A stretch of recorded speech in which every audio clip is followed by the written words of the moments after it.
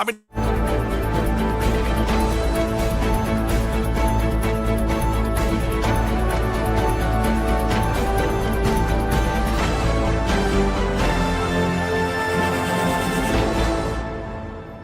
The Rob Carson Show is presented by Paramount Plus.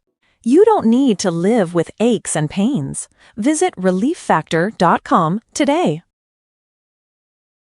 You are about to hear the most interesting, informative, thought-provoking, and funny show in America. On air and on the World Wide Web. This is the Rob Carson Show. this is the Rob Carson Show. It's already Wednesday. It's Hump Day, kid. Holy hell, it's Hump Day already. Welcome to the show. Please come inside. What a wild 24 hours I've had. Wild and a lot of wonderful, actually. A lot of wonderful. I'm not going to get into, spend a lot of time on my prostate cancer diagnosis because, there's nothing worse than people complaining about their maladies. But I will tell you the overwhelming response of positivity and no trolls, which was pretty amazing. I think maybe somebody was kind of protecting me there because people can be awful. And but nobody was to me, and it meant a lot. It really meant a lot. And last night, something that was a blessing, I laid down to sleep at about 9:30 because I was really tired. And I woke up this morning thinking it was going to be 5:30 or 6, but it was 7:30, and I didn't wake up at all. And the first thing I did this morning, and the first thing that I would suggest that you do every morning is thank God for giving you the breath and the life through the night to greet a new day. I got that message from General Blaine Holt. He sent me a prayer the other day, and I did, and I got out of bed, and that's what I'm doing every day. I'm thanking God for the day, not my maladies, not my whatever I'm going through. I thank you for getting me through this night and bringing me into the glorious light that I can see. So there you go. One other thing I'll just tell you. Of all the notes that I got yesterday, some of the most powerful were people who had been affected by me praying for them. I did not expect it. I did not expect it. I got an email this morning from a woman who, her daughter has grand mal epilepsy. She's nonverbal. And I met her a while back at an event, and we got talking about her daughter, and I prayed with her. And she mentioned how important that was to her. I'm like, I'm just a guy who tells jokes on the radio. But it really meant a lot that she'd say that. And then last year, I just arrived here, and I got a friend, hell of a nice guy, works for Perdomo Cigars. Mark, my buddy Mark.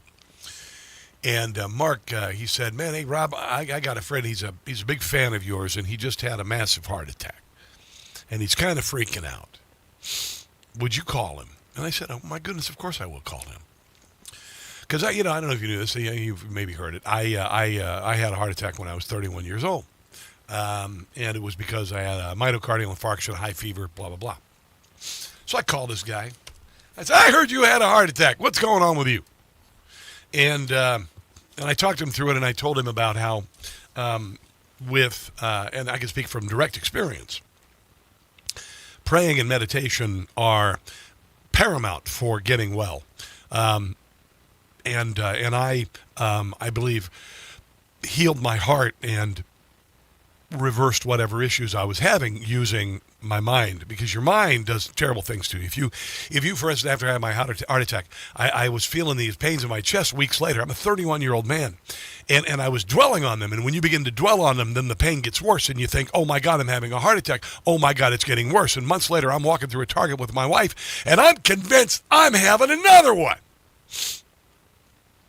So I drive over to the emergency room and I sit down there, and they put an oxygen monitor on my finger and they put a blood pressure cuff on my arm, and everything's fine. And I said, knock it off. Knock it off. Don't do this to yourself. Don't do this to yourself.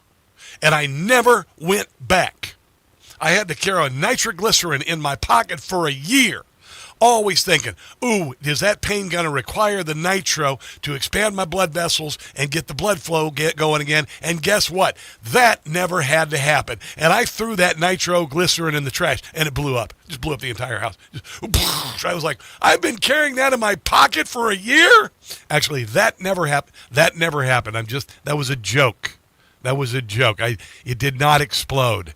The nitroglycerin you put in when you have a heart attack or you're having blood flow problems in the heart, that just opens the blood. It doesn't blow you up. It's not like Wile E. Coyote, or putting some nitroglycerin on the bird seed to get a Roadrunner, and Roadrunner eats it and then bounces around, nothing happens. So Wile E. just takes a big old spoonful of it and boom, boom. There you go. Mind, body, spirit. Mind, body, spirit. When one of them goes, the tripod of your life begins to collapse. When all three go, it's over. When I was drinking myself to death 6 years ago, all three of the pillars of my life were collapsed. I didn't have a job. I had to sell cars. I hated it. I found out I was given up for adoption because my biological mother was raped. My mother died, my brother died, all of it coming down, and I started blaming God. And I said, you know what? I'm not even going to talk to you anymore. Because why should I? You're putting me through all this. Why should I even care? I would turn over and side into bed and with my arms folded, pouting. And then I realized it wasn't God doing that. Who wants to separate you from God? Do you think God wants to separate you from God? No. Satan, the devil, whoever you want to call him. The dark side. That's the only being who wants to separate you from God. And that's what I realized. And I had a miraculous healing. After going to the hospital 3 times with DTs. After asking God, just let me die in my sleep so my family would get my $2 million life insurance policy. I don't have it anymore, ladies, so don't bother hooking up with me on Match.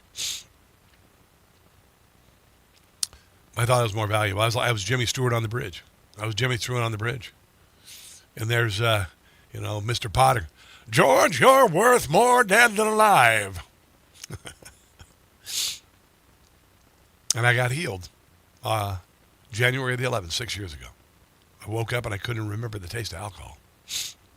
It was gone. Didn't have any DTs. So, mind, body, spirit. I'm going to tell you right, with the exception of the diagnosis, I'm a very healthy man. I've had 2,500 workouts since sobriety. I was close to God, but I started to really hurt because of my divorce and everything. Started not having those nightly conversations. On Easter, I was drawn into the church near my house. I told you about that. I was driving by. I kept looking for every excuse not to go into church. There was now the parking. There's parking. There's no parking. And I was driving to work. I said, I'll just go check. It felt like my Bronco was being pulled back to the church. And I pull up, and the dang space in front of the door was open, and I went and I met my cousin Kennedy, who I hadn't seen since I moved here. She was there too. She was drawn there too. And then about 3 months ago, find out about this. And I've since then going through, the process, the MRI, the blood work, the PET scan on Monday. And if you would please pray that, this hasn't spread anywhere. We can kick it. I'll be getting those results tomorrow. But I discovered some beautiful people who are helping me more than I could have ever imagined Matthew Ferracci, General Blaine Holt, Mark Meckler. A wonderful man here I just met named Khan. He's an Afghanistan refugee and a great man. And then you guys, oh my gosh, you don't even know what it meant. That's why I was able to lay down at 9:30 and wake up at 7:30 today. It was amazing. By the way, I've been doing this protocol. I've been doing this ivermectin menbendazole. I had a low-dose ivermectin for about a month. I went to the heavy-duty stuff, the stuff that wonderful Dr. William Macus recommends, along with the supplements. Man, I got energy last night. Boom! Today I woke up, boom! Got energy. So, we'll see. I asked you for your help because I needed your help. Because I consider you to be here with me. I brought you here with me to Washington, D.C. I never expect all the things that happen. My studio, the beautiful studio that I built in Alexandria, find out the building got bought and being torn down. So I'm invited to Newsmax. They invited me to Newsmax. And I'm going to tell you something real quick. There's a man named Ralph Renzi. They just hired him at Newsmax not long ago to take over the division that handles podcasting and audio and what I do. The notes that he sent me the last 24 hours, I've never received from someone who I work with. All concerned about whatever work is involved, only concerned about you, my brother. Things like that. He introduced me to this wonderful woman in Talkers Convention who had also been a product of rape and given up for adoption. And that was a spiritual moment at the Talkers Convention. But Ralph and of course my sensei who got me through getting over booze, Redneck MacGyver. They aren't just coworkers of mine. They're my confidants. They're my brothers. And ultimately, I'm going to use this to help people who are suffering. I want to bring hope to you.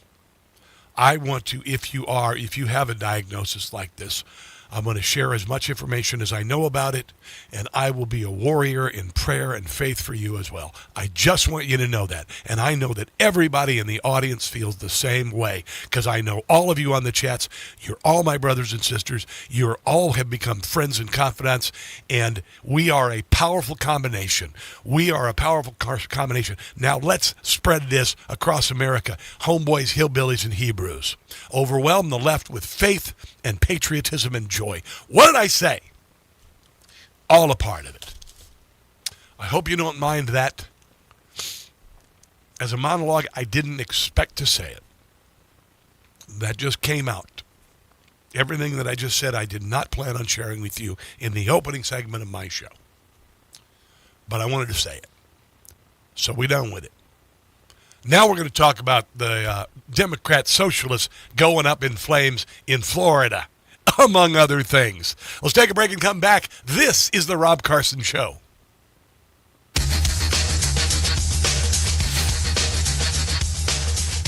Are you tired of high cable TV rates?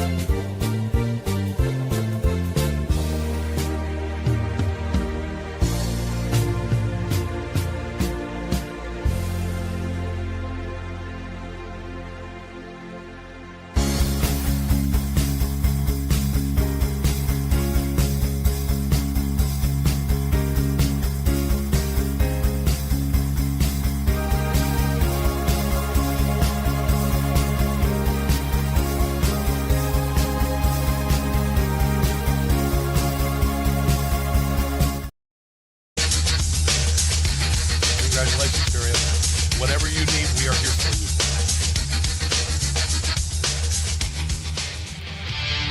The Rob Carson Show podcast is everywhere. Go to newsmax.com/listen for details. Hey, Jesse. Well, that socialist test failed here in Florida for the congressional primary. The establishment Democrats won. DSA-backed Oliver Larkin, he will not advance. Voters really didn't take to his far-left ideology, so he ran on things like abolishing ICE, free college tuition, ending aid to Israel. He was not able to beat the two-term incumbent Jared Moskowitz, who ran as a pro-Israel moderate. Now, Jesse, another race called the newly drawn 20th Congressional District. Former DNC chair and Congresswoman Debbie Wasserman Schultz, the 11-term Democrat, beat out self-described. She always looks like a Labradoodle who's just gotten a bath at the groomer and hasn't been blown out yet. Democrat socialist Elijah Manley. Does she ever dry her hair? Does she ever just there's a thing called a blow dryer. Who came in third with just over 7,000 votes. He came on Fox News, so we've heard some of his position. The DSA didn't do so well. I guess they got this Angie Nixon. She's bat guano crazy. She defeated that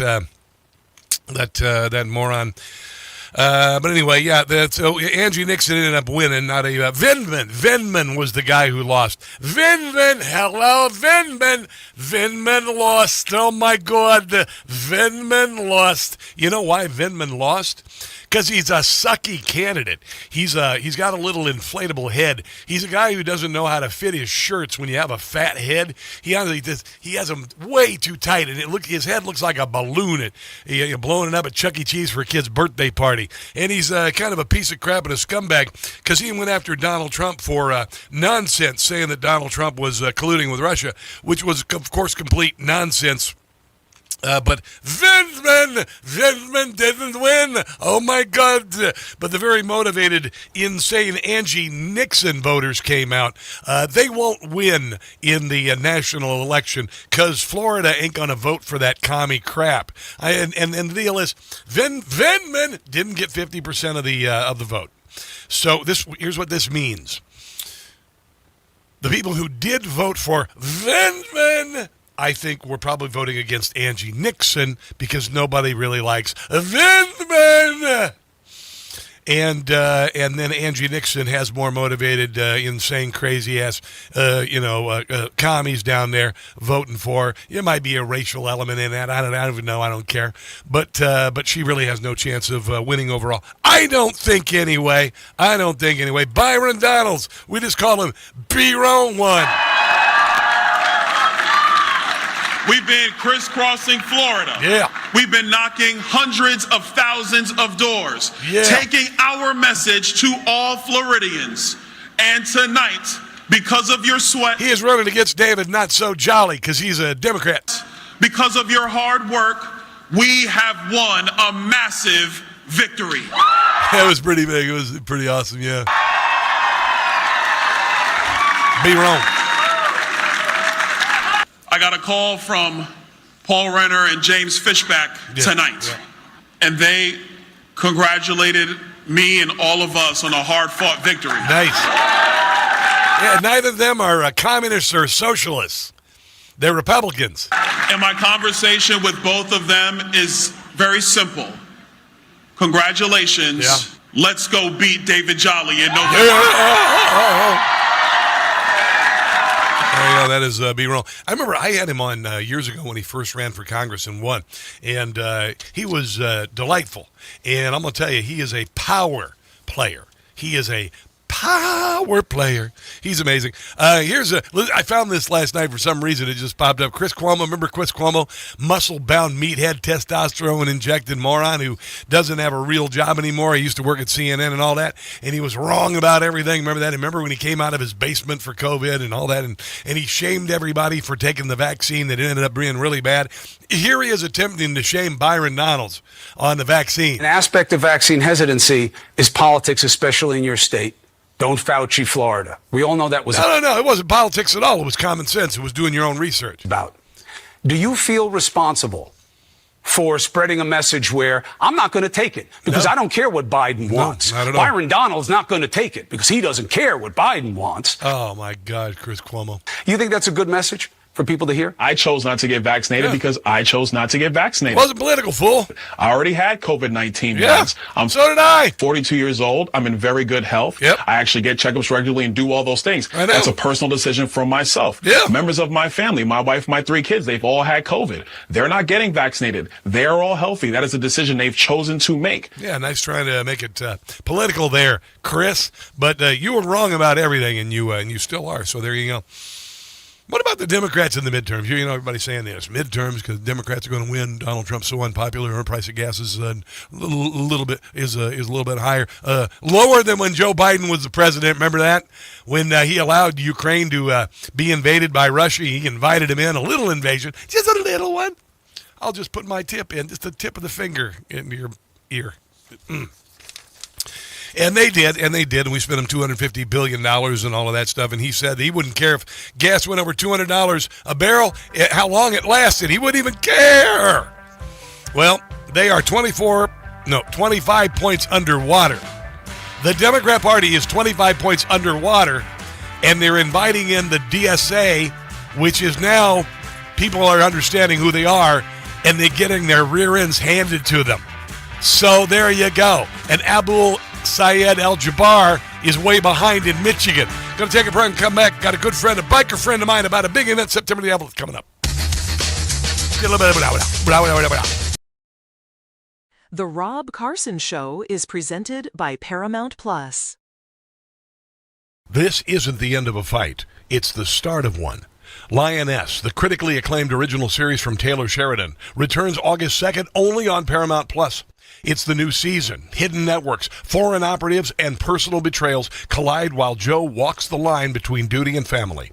Don't miss Lioness, starring Zoe Saldana, Michael Kelly, with Morgan Freeman and Nicole Kidman. Now streaming on Paramount Plus.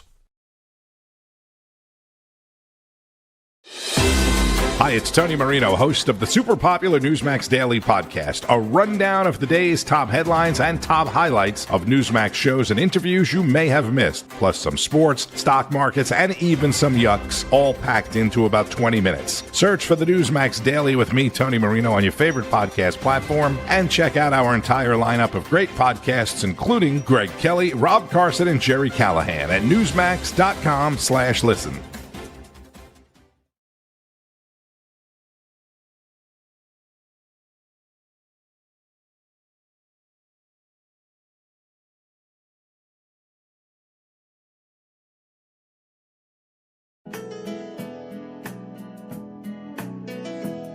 The ruling essentially says the Department of Homeland Security has the authority to end the TPS program. Somalis know their part is over. Protected status will come to an end. It's time to go. The party's over. Donald Trump is clearly not their friend. Somalis, they are learning. Their gravy train is ending. They've ripped off Minnesota for so long. 80% of them, they receive assistance. Letting this continue would be wrong. Call it a day. The party's over. Somali fraud will continue no more. Please go away. The party's over. Time to show lawbreakers the door.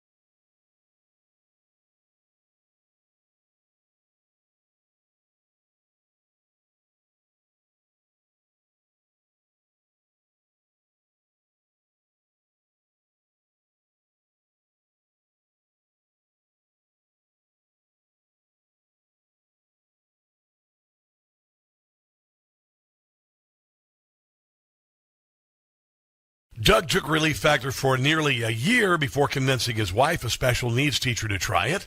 She had been using assistance just to move through the long hallway at school. Now she's back on her feet every day. Never had to leave the job she loves. I can attest to this. I ride my mountain bike every weekend from 30 to 50 miles. I lift weights, and I'm lifting heavier than I did when I was 30 without pain. People like Doug make it easy to find out if you'll be the next person telling us Relief Factor gave you what you love. 3 weeks for just $17.76. Simply go to relieffactor.com or call 800-4RELIEF. We hope you'll be sharing your story with us, too. relieffactor.com or 1-800-4RELIEF.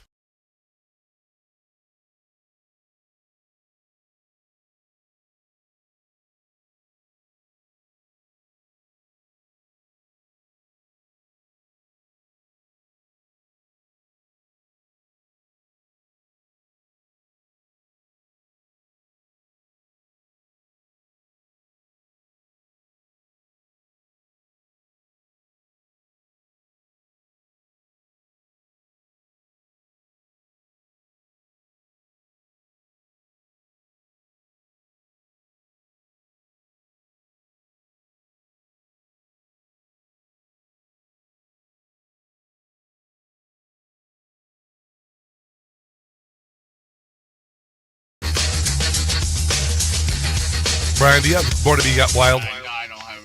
That's right. I'm going to shift gears right now and show you a live look that we're getting out in Dearborn, Michigan right now, as there is a protest happening ahead of a city council meeting there. It looks like a very, very active scene still. Our partners at Fox 2 Detroit are currently in coverage of this. Let's go ahead and listen into that here on Live Now from Fox. Police barricade right here that's happening. You see the line of people, right? They're playing Sweet Home Alabama. Imagine that. They're out here and they at 6 o'clock. I don't think it's the Islamists playing that. Roughly 6 o'clock. They'd be doing the call to prayer. It's like, habala, habala.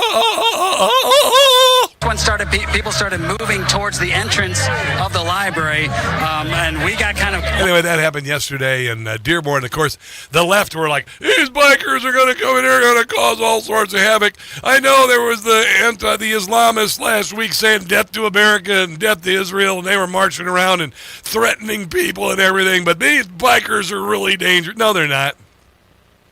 Most bikers, if you get to know them, they're big, lovable teddy bears. I know this. My brother was one. Both of my brothers. Two of them, Dwight and David. David is around. Dwight is no longer. His funeral, he was pulled by a trike in a glass-encased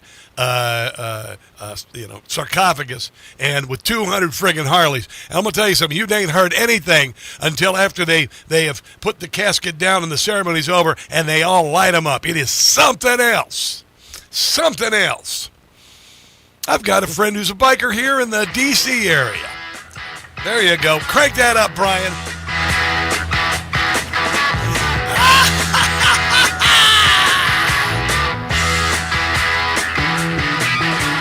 He goes by the name Williamson. And we call him Bill. And he joins us right now. Bill, tell everybody who you are and what you do. Hey, Rob, how you doing today? They call me Top Fuel Bill. I ride it like I stole it. Doesn't matter what light throws at me. I grab it. I embrace it. Top Fuel Bill.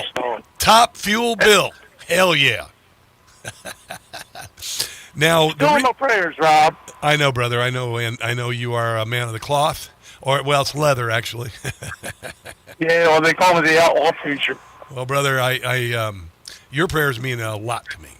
I met you a few years ago. I remember, I think the first time I saw you, I went, my God, there he is, Top Fuel Bill. And yeah, that was a good day. Yeah, it was a good day. It was a good day, and we've talked much. Now, you were planning on doing something not like Dearborn, which is, by the way, homeboys, hillbillies, and Hebrews. I said this: we got to come together to save America. And we don't start fights. Bikers don't start fights unless you're in some sort of a gang that's in illegal activity. Most bikers won't start a fight. But if a fight is started, they will finish it. And yes, we will. That didn't happen yesterday. But you're doing a ride into Washington, D.C. this September the 11th. A lot of us are focused on New York City, of course, but let's not forget all the people who died in the Pentagon here. And you've done something like this before, but this is going to be bigger and better. Tell me about it, man. Well, we hope that it's going to be bigger and better, but in 2013, Rush Limbaugh was talking about the Million Muslim March going to D.C. and protesting their poor treatment since 2001. Yep. And I started telling people about it, and everybody thought I was crazy. And Fox News aired the story after I created the event, 2 million bikers to D.C. to counter-protest it. And after Fox News aired it, it went viral, and I had 300,000 new friends on Facebook in 2 weeks. Wow. Yeah, and in 28 days, we drew, according to Parks Police, 1.2,600,000 bikes to D.C., and we kind of shut the city down. And I told CARE that they could protest the day before or the day after, but they will never protest on 9/11. Yes, sir. And it happened. It was a pipe dream that came true. Yes, sir. Yes, sir. You know, Bill, we need to do something here in Washington, D.C. on September the 11th. It was I wasn't living here. I'd lived there soon thereafter, and this is the 25th anniversary, and we need to show our support and our patriotism again. And I can't think of a better way than bringing a hog in here with your brothers on bikes. And by the way, thank you for Bill. Actually offered me one of his Harleys, and here's the problem, bruh. I haven't ridden a bike regularly since I was like 20. So I'm afraid I might dump it. Well, once it's in your blood, it never leaves. I know, bro. That's the natural. I know, but I said, man, might do a trike. You know what? If there's some hot biker mama, she's got a trike, I'll ride on the back. I hear you. I'll ride on the back. I'll ride all day. No, but seriously, Rod, I created that event in 2013 in the quest for brotherhood, solidarity, and unity, because I got tired of seeing my brothers sell brothers out over trivial stuff, and I needed to see Americans come together like they did in 2001 after the attacks. Yes, sir. And it happened. It really happened. And I feel so a lot of people have fallen complacent since then and forgot. And I vowed never to forget, and I vowed never to stop reminding people. And you know, you think of bikers, they're all a bunch of old white guys. No, they're not. There are a lot of brothers with bikes. There are a lot of Hebrews with bikes. You know, have you seen, like, you know, when you see these guys coming to Sturgis, brothers on bikes, and they got these just sick rides, and there's a pride in that ownership. There's a pride in belonging to that community, and these are people who would give the shirt off their back or defend your life without question. Am I right? Amen.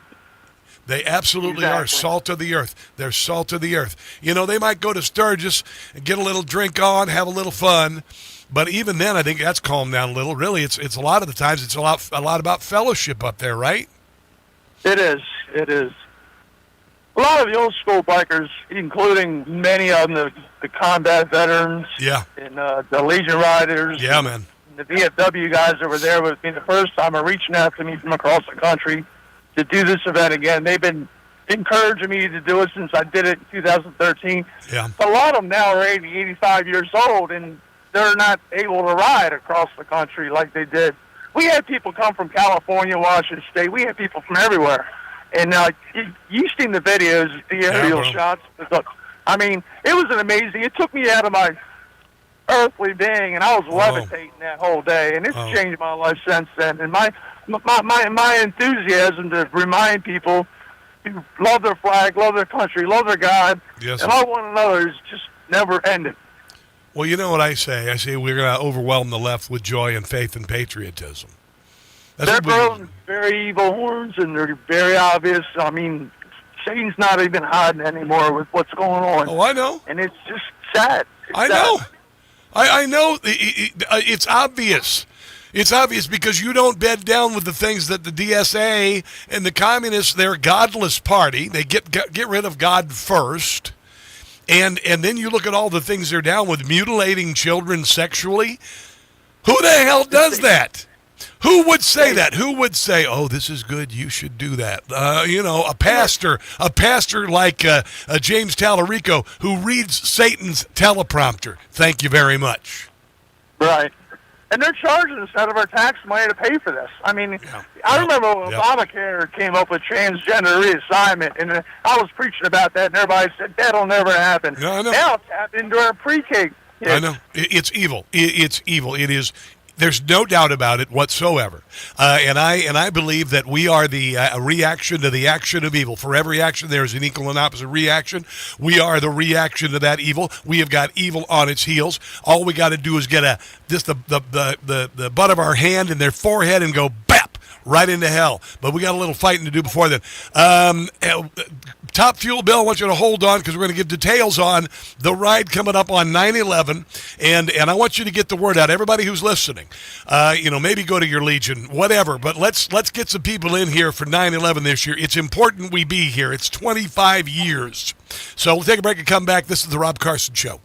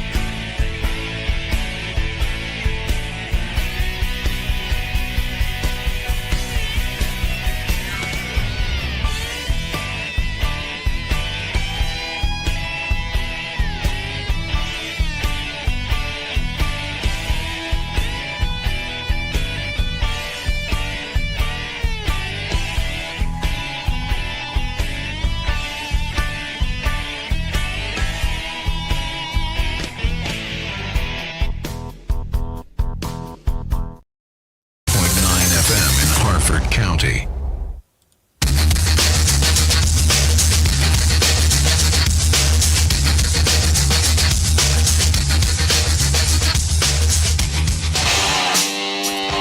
It is the Rob Carson Show.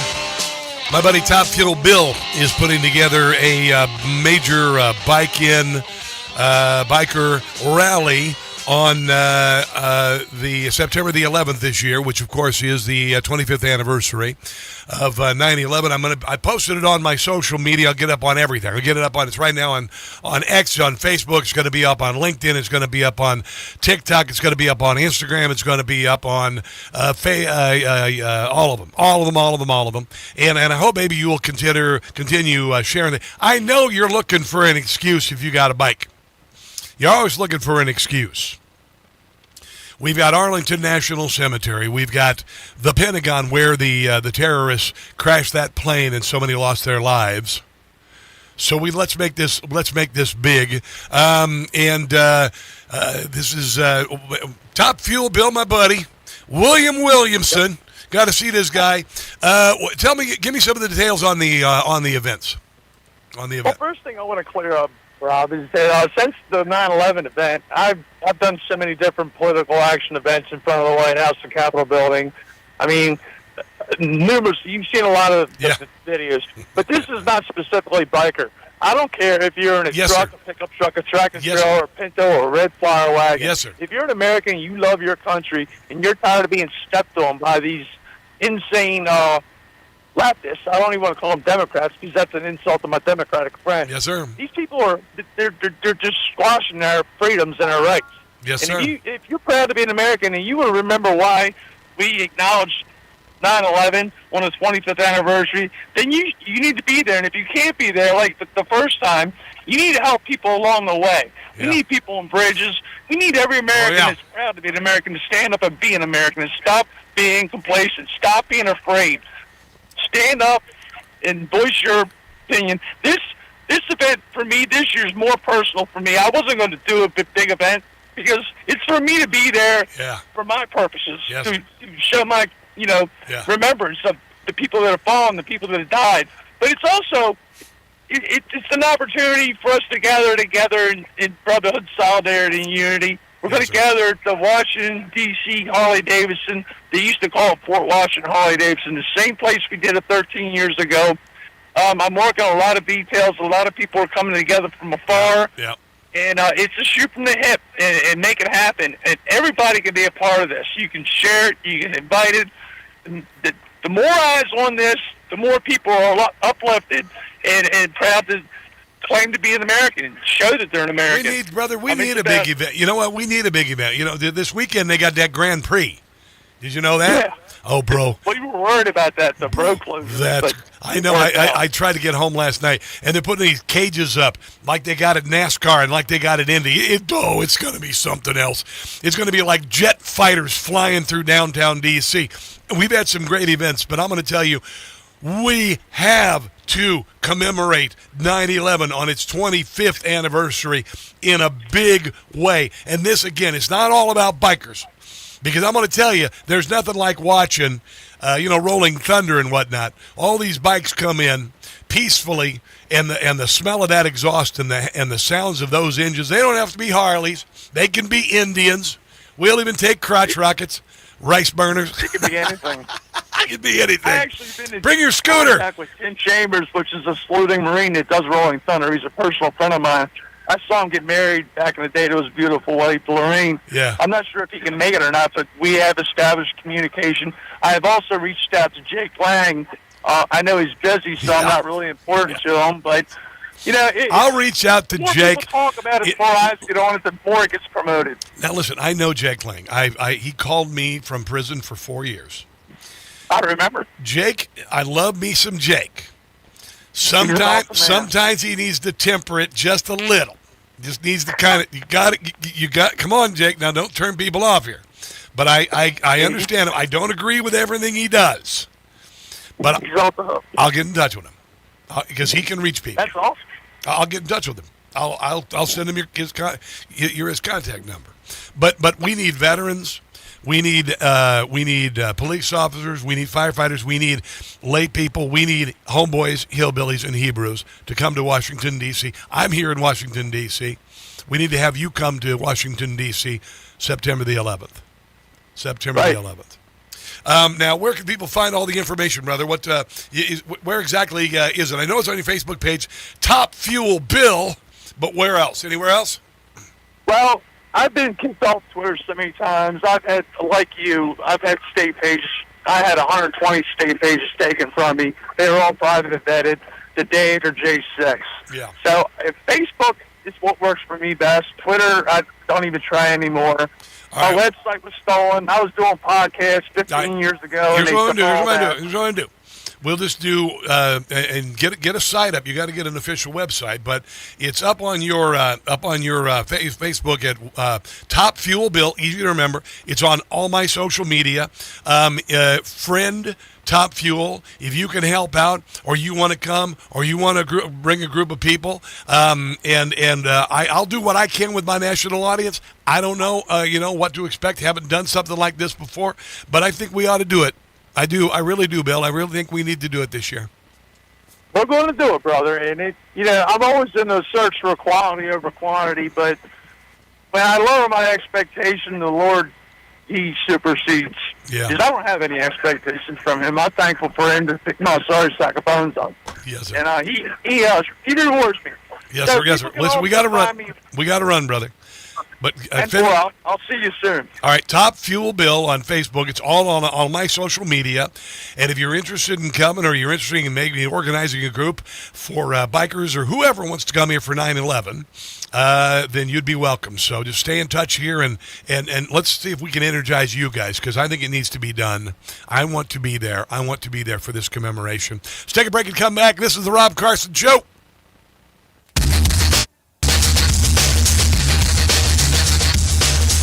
Life insurance is one of the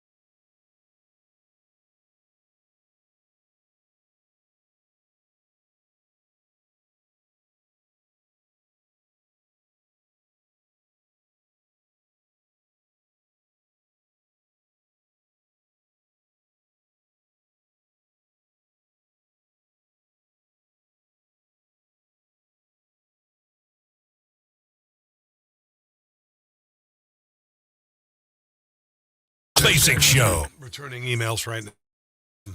Sorry. Got a lot on my mind. Hello, Jellyfish Hunter. I will talk more to you next hour. I apologize. Hello, all my brothers on YouTube, Susan Gibbs and Hoblone, and all of you guys. I'm sorry. Had a busy day today. I had to tape my TV show today and everything. And Tom K and R. DeSanti and Sportech, you guys are the best, and all of you have written me wonderful notes, and you helped me sleep last night.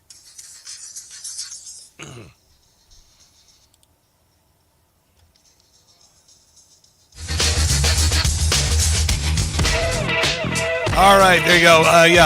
Top Fuel Bill on Facebook. Listen, this is an organic thing. We're just building here. I've never organized a giant event like this. I don't know if I have the reach. I don't know if we can get a lot of people here, but I think that we ought to have something. We ought to come together. There's a farm field in Pennsylvania not too far from here, just about 3 hours drive, where a plane was driven into the ground, and Patriots took over a plane. My God, I still can't watch that movie, Flight 93. I've never been able to watch that movie. It's been 25 years. I cannot watch that movie. It's too much for me. It's too much for me. I've never cried for people so much in my life who didn't know. September the 11th, I will never ever forget it, and I wept for a year. There's a song, a tribute song featuring a little girl talking about her father not coming home, and then her growing up without her father. I can't play it because it is raw. It's our Pearl Harbor. My father used to talk about Pearl Harbor. My Uncle Gail used to talk about Pearl Harbor.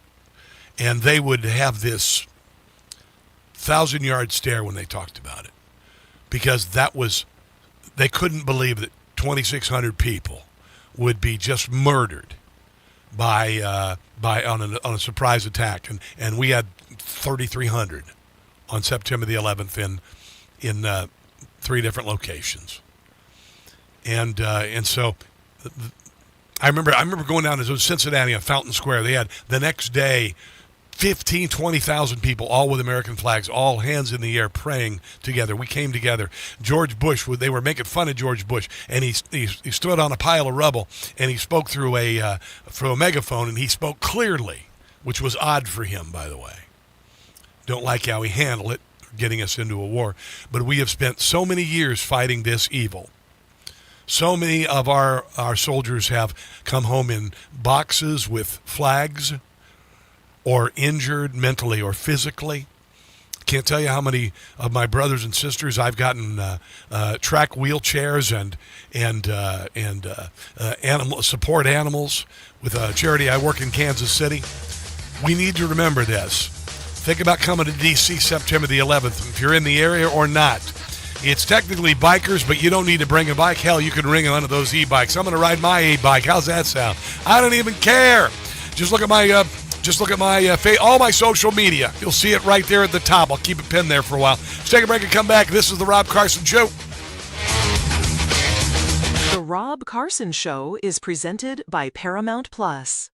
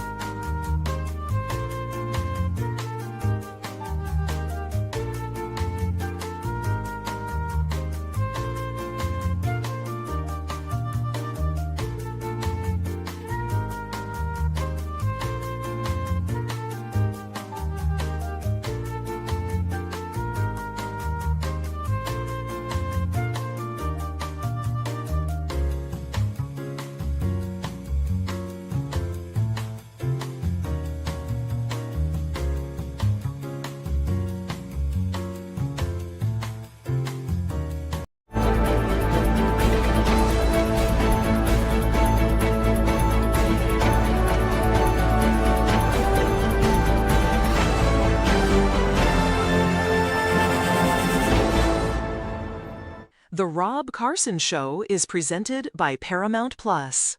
You don't need to live with aches and pains. Visit relieffactor.com today.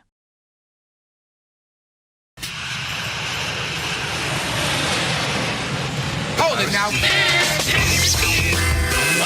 from Newsmax Studios in Washington, D.C., the most interesting, informative, and funny show in America, on air and on the World Wide Web. This is the Rob Carson Show. Illegal charges, a fraudulent trial. The attorney for Derek Chauvin talks about new developments in the case and the bombshell grounds for dismissal against all of the officers involved in the so-called murder of George Floyd. Next. Liz Collin. When you see her comer, better run and hide if you're a fraudster, if you're a criminal or whatever. And she joins us on the Newsmax hotline. Oh, one of my favorite guests, one of my favorite journalists, Alpha News journalist, by the way, Liz Collin. Welcome to the Rob Carson Show. How are you today? Hey, Rob, doing well. Thanks for having me back on. Yeah, my goodness. That's quite the introduction, I must say. You're fantastic. We all know that the death of George Floyd of a drug overdose was a psyop. It was designed. The Democrats were waiting for something to set the country on fire, and they played along with it completely. Derek Chauvin was the bad guy. He was doing what his protocols told him, put a knee on the neck, and George Floyd died of a drug overdose. And, of course, the kangaroo court sentenced him to, over 20 years in prison. Tell me what are the latest developments here. They are attempting to get the charges tossed. Yeah, I will say that, there have been multiple appeals in this case, and we've never seen anything quite like this before. He has had a new attorney just for the last couple of years, and in that interview, I know you played a little bit of it. Greg Joseph is his name, the attorney representing Derek Chauvin. He talks about just his shock discovering what he did, and that is the fact that he says the charges are illegal. And I'll just take people back to the days of Minneapolis on fire. So I think it's a bit of a blur for so many people, and frankly, many places were on fire. Wait, hold on. It was a mostly peaceful protest, Liz. Let's not blow things out of proportion. You're right. 1,500 businesses were not burned or damaged in Minneapolis, but what was happening behind the scenes is, the mob is demanding that these officers be charged. So Hennepin County, this is how it should work normally. Hennepin County, Minneapolis is in Hennepin County. They're handling, the prosecutors are handling looking at the case. So the prosecutors say, and Amy Sweezy is in one particular veteran Hennepin County prosecutor, they go to Mike Freeman at the time, he's the county attorney of Hennepin County, and they say, you know what? We don't support this more severe charge for Derek Chauvin. We don't think these other 3 officers should be charged at all. This is what Hennepin County is saying. Mike Freeman, not very happy to hear this. And he then gets Governor Tim Walz involved. So Tim Walz basically then brings in Attorney General Keith Ellison to charge the case. What happens? Derek Chauvin is then charged with the most serious charge, second-degree murder. Guess what, though? This did not come by grand jury indictment. And it's clearly stated in state and federal law that if you were going to charge basically a public officer, I mean, this is a police officer, that it has to come from a grand jury indictment. And that did not happen in Derek's case. And so his attorney went back and found this, and he talks about that in the interview, just how stunned that it took this long sort of to come out, because he was basically putting the case together, going backward. And this, from what we can tell, was not brought up before. But what's also interesting is Mary Moriarty, the new Hennepin County attorney, she took Mike Freeman's place. She charged a Minnesota State trooper with murder. Ryan Lonergan was his name a couple years ago now. Guess why that case was dismissed? Because the attorney argued that this was also not done by grand jury indictment, being a violation of state and federal law. So it really is a very good argument, and we haven't seen anything like this in Chauvin's appeal process. Well, I know that the judge who sentenced him tried to make the verdict unassailable, that even federal authorities couldn't step in. They wanted to make sure this man, and let's just say this, it was a sickening conviction of a man who did not deserve this. And that if you are such an evil person that you would use lawfare to put people who are innocent of the charges that you are trumping up in prison and destroy their lives, you should not be in law anymore. And this, Keith Ellen, is a scumbag supreme, by the way. Yeah, and I think that's what's really telling about this law. We found versions of this law in Minnesota dating back to like the early 1900s, and the reason the law is written this way is to do exactly this, to prevent any sort of political, persecutions and prosecutions. And what has happened? Guess what?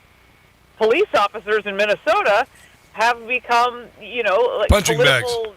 Pawns, if you will. Yeah. Right. Yeah. And the whole point of this law was to prevent that. So this is an illegal maneuver, first of all, for even Walz to be involved at all, and then for Ellison to go about it and charge him with what he did. Of course, Derek had no idea. I think they'll have 45 days to go ahead and come up with, a response to this petition, but all eyes are going to be on this judge. This is a Hennepin County judge. Paul Scoggin is his name. I know he has a very good reputation as being very fair, but do you have the moral courage to toss this out? Because that's what Derek Chauvin's attorney is asking for. I want to move on here. Texas Governor Abbott responds to Minnesota AG Keith Ellison's lawsuit and demands to extradite an ICE agent. Here is the governor. Well, first of all, I don't trust Tim Walz on anything. Let alone something like this. But listen, while they're making demands, I could have demanded my own. And that is, it's time for Minnesota to step up and repay the United States of America and Americans for all the fraud that they've committed in their state. There was that. And their federal programs. Yeah, how about and that? I will not respond to them at all until they step up and do what's right and they acknowledge their fault in the fraud that took place, and they fully repay the United States of America for the fraud they committed. Doesn't sound like he wants to cooperate on the non-fatal shooting of this Venezuelan migrant. Go ahead.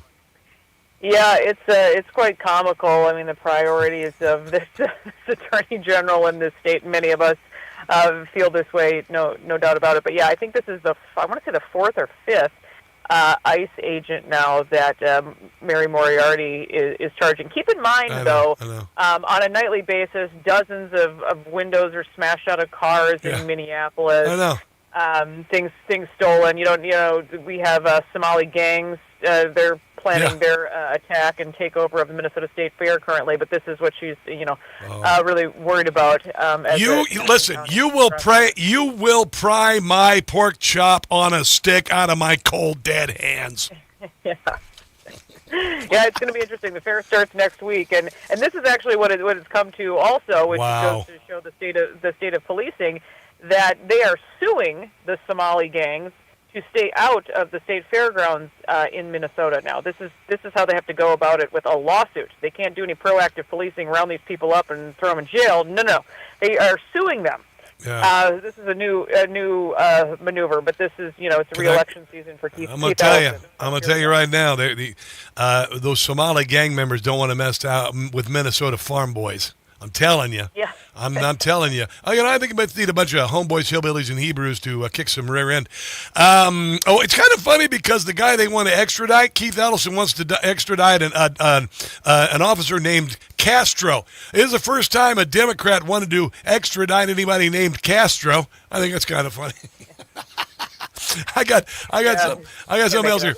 I got to talk about this. Cam Higby's TikTok account permanently banned after he posted clips exposing Minnesota's insane voter vouching system. He went in wearing a hijab, and they let him vouch for other people, and now he's been banned. I think that's pretty funny, but not unexpected, right? Yeah, I mean, the stories are great. I think they're releasing more with James O'Keefe's group and the Justice League. But for years, we've been reporting on this, just about these radical laws. And again, this isn't happening in other states, but these radical laws and how they've messed with the election system in Minnesota. But it was, we did not have the idea to dress in full Muslim garb and go to the polls. But we've done many stories about vouching and other laws as well that I think when you see in this light, you're like, huh? How How is this allowed? Well, how in the hell can you win?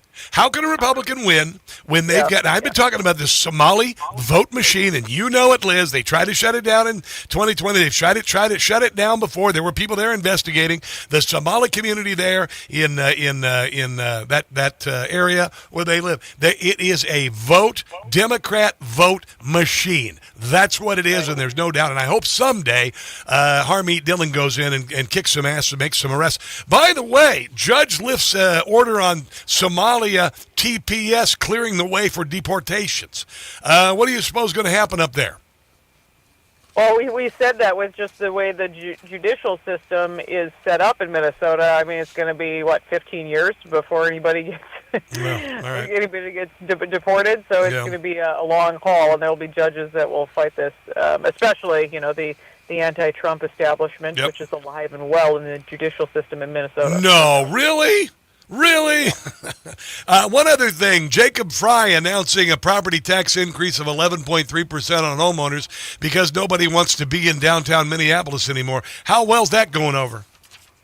Yeah, not very well, probably as you can imagine. But these are actually across the board. I think Hennepin, Ramsey, other counties as well, Dakota, Carver County, the highest increases in property taxes in years, highest percentage, and it's not sitting pretty, especially when they watch the news and, they're talking about, $20 billion in fraud or whatever the number is at this point, frankly.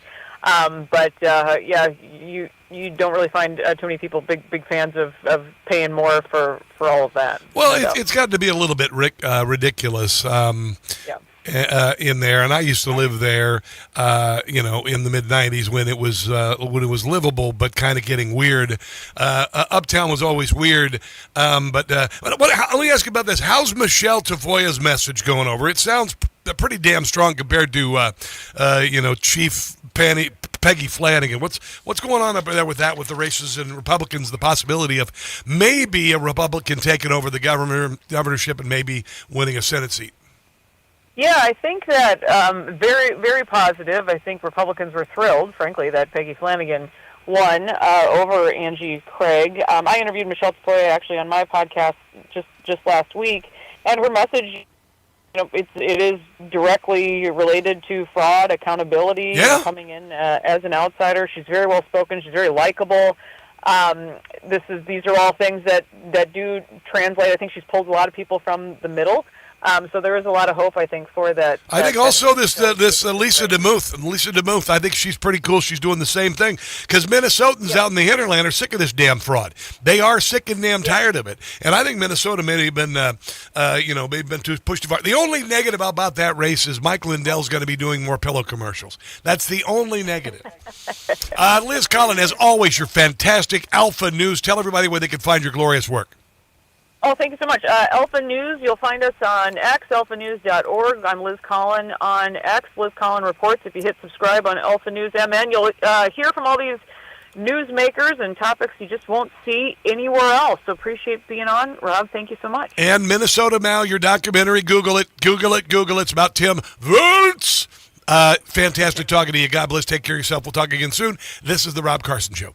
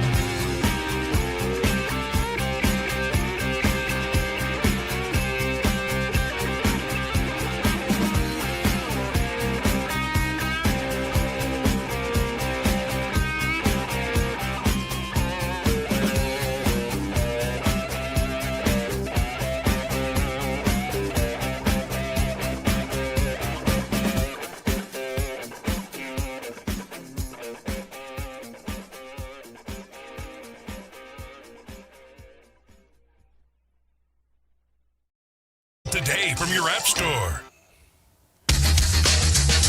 Got a rejoin? Yep.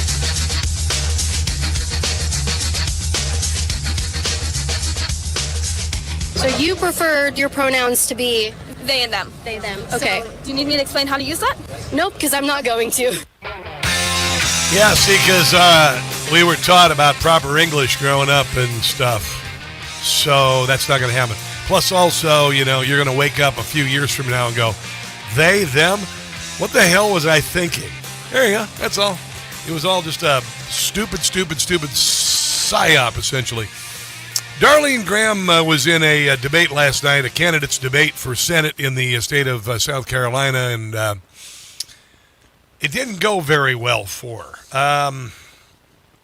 Greta Van Susteren was one of the moderators, by the way. She works here at lovely Newsmax, and she kind of did a face plant on foreign policy. And her brother just died. All right, I understand this.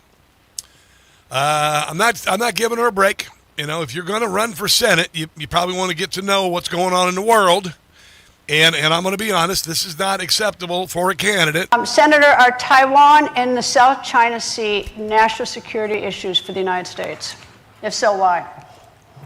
I'm sorry, could you repeat the question? Are Taiwan and the South China Sea national security issues for the United States, and if so, why or how?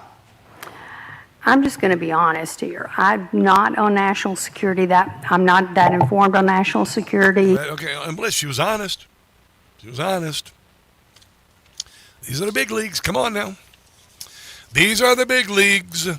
Harmeet Dillon, she is doing her level best to get dead people off the rolls and all of that stuff. Oh, hold on. I got some great stuff here. Trump says, this is because they've discovered this. They've done some research.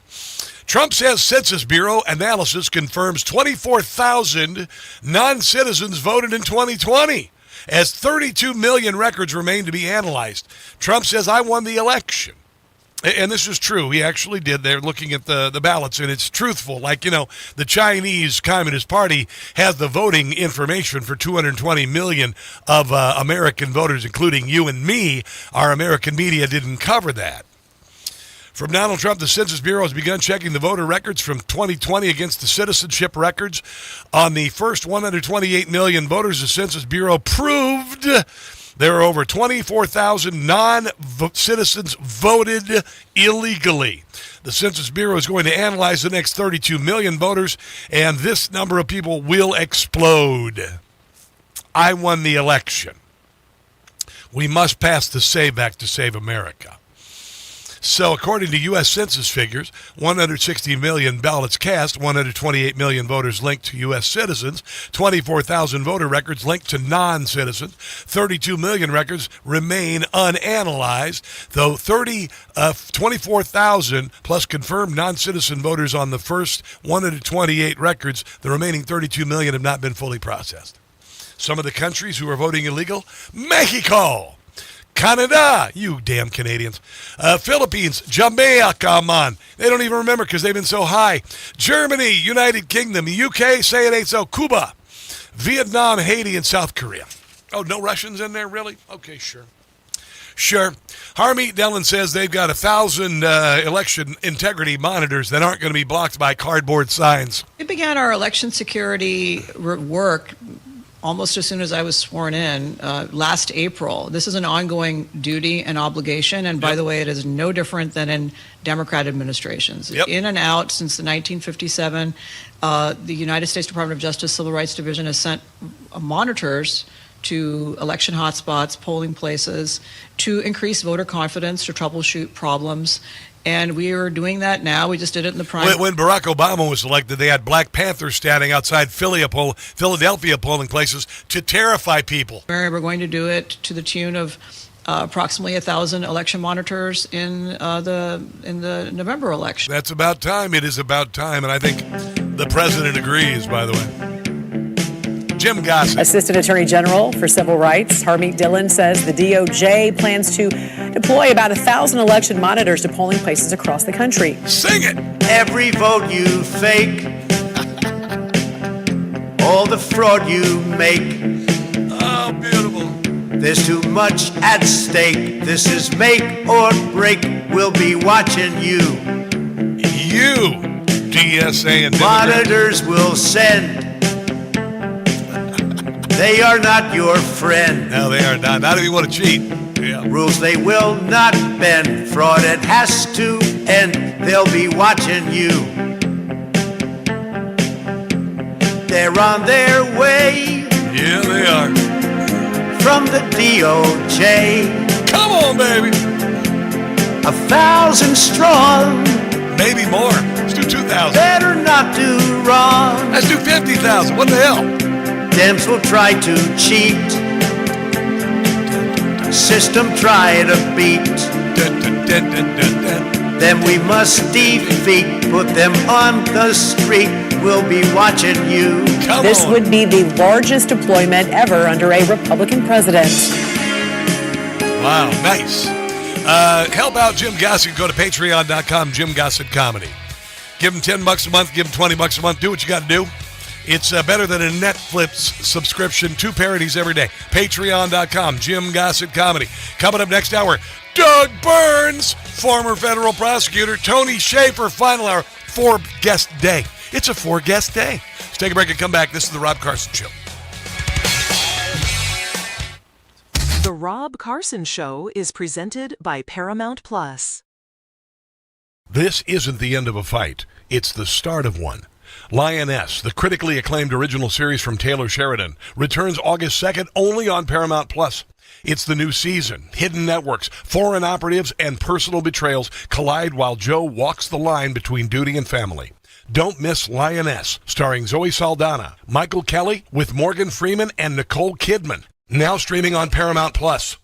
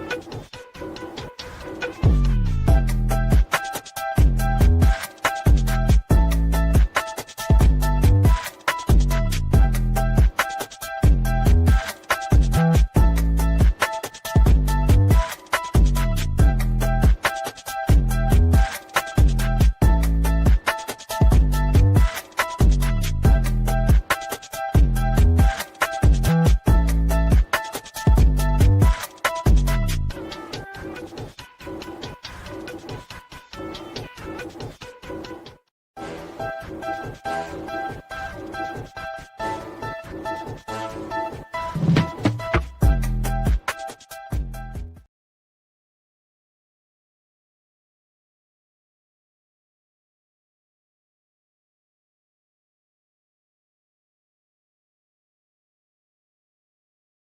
guys, it's Carson. You know, when it comes to supplements, two things matter most. A, that it works, and B, that you can trust it.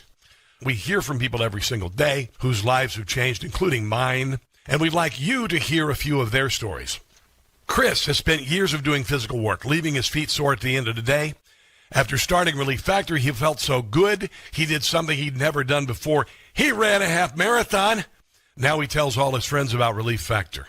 I can still move furniture, I can still ride my mountain bike, I can still lift heavy weights, and Relief Factor makes all of those tasks pain-free for me. 3 weeks for just $17.76. Simply go to ReliefFactor.com or call 800-4RELIEF. We hope you'll soon be sharing your story with us too. Again, ReliefFactor.com or 800-4RELIEF.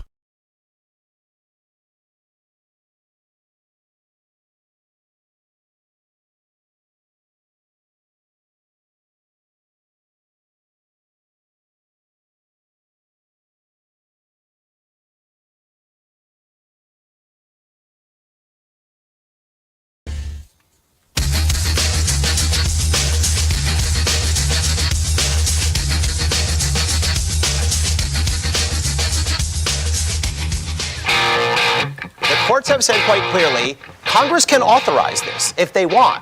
Right now, last time I checked, Republicans control the House and the Senate. So what's the holdup, Joe? Look, I think the president has got us to a point where there is 65% of this project already done. Essentially, these are all sunk costs. I think ultimately the American public just is going to have to accept that there's going to be a ballroom, there's going to be a military bunker, there's going to be some drone launch facility, and the sooner we just get past this, I think the better. 100%. That's a CNN panel, oddly, with more than one person saying, Trump's got to get the damn ballroom, knock off the bull crap. I mean, honestly, can you just find something else to do? Like, I don't know, control the Democrat, Socialist, Communists of America. How about that? Joining us to talk about this and so much more, one of our favorite guests, if not the best guest on the Rob Carson Show, former federal prosecutor Doug Burns. How are you today, sir? Good. Thank you for the kind words. Absolutely. So this ballroom thing should be a non sequitur. What's going on with it? Let's throw the law books out the window for a moment and say that because of the birthright decision, which was a total abomination, not necessarily the result. They should have gone with the Kavanaugh approach, which is, Congress can fix it, et cetera, et cetera. But put that to the side. Because of that, they kind of owe them one. And if they have any common sense whatsoever, they know that law has to go out the window, and you can't turn around and stop the construction of this now. That would be crazy to do that. It is utterly foolhardy. The president does have the ability to do this. Barack Obama did a $400 million underground project when he was the president. Nobody complained about it. But these people, all they want to do is C-block Donald Trump. And I think people are getting sick and damn tired, to be quite honest. And by the way, Donald Trump is the first builder we've had in the Oval Office since Jefferson. Well, the point is, of course, if you go right to the classroom hypothetical, if they were favorable toward the guy, just a hypo, obviously a wild hypothetical, it would be like, are you kidding me? This guy has the most knowledge of any president. It's not even close. And they would be gushing on and on. Yeah. So the point is, it's just, again, broken record, we've said it so many times, but it's worth repeating.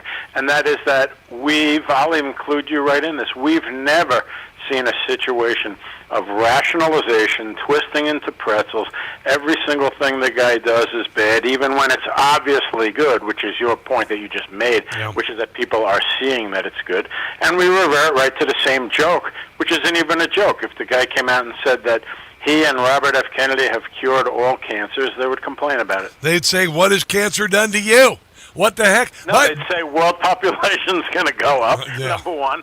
And number two, look how many jobs are going to be lost in the medical field. No kidding. All right, so let me ask you this. Or I'll tell you this, actually. You know the Grand Prix race is happening this weekend in Washington, D.C. You should see this, brother. Have you ever seen a city made into a giant racetrack? Oh, no, it's cool. Dude, they're putting up these reinforced steel fencing just in case a tire flies up towards the Doug, it is phenomenal. I just love it. I wanted to share that with you because I might ride my e-bike downtown this weekend and watch. We got to get you over there to watch the thing. Come on. I need to. Judge blocks Trump's plan to move the FBI headquarters to the Reagan building. Kash Patel, they were looking for an island. They wanted to relocate a few blocks away. It used to be that U.S. aid building.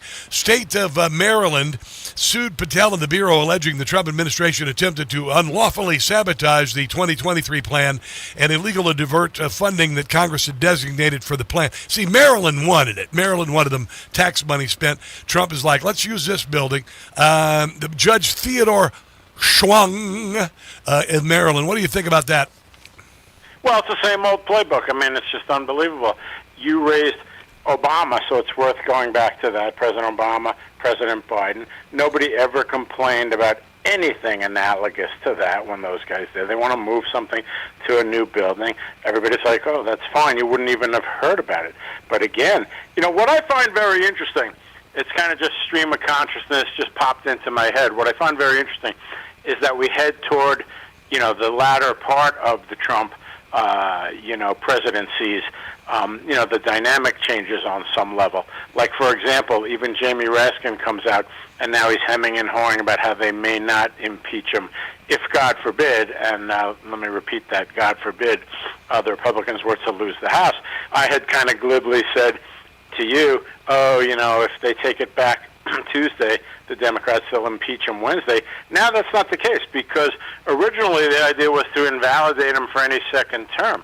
So with that out of play, what I'm saying in a very inartful way, hear me out, is it's going to be very interesting to see the way the last 2 years play out of Trump's presidency. Well, I have said that if you think the Democrat Party for some reason is going to win the midterms just because the party in power is the opposite, you're smoking some serious good weed wherever you are, because the Democrat Party is out of their friggin' nut.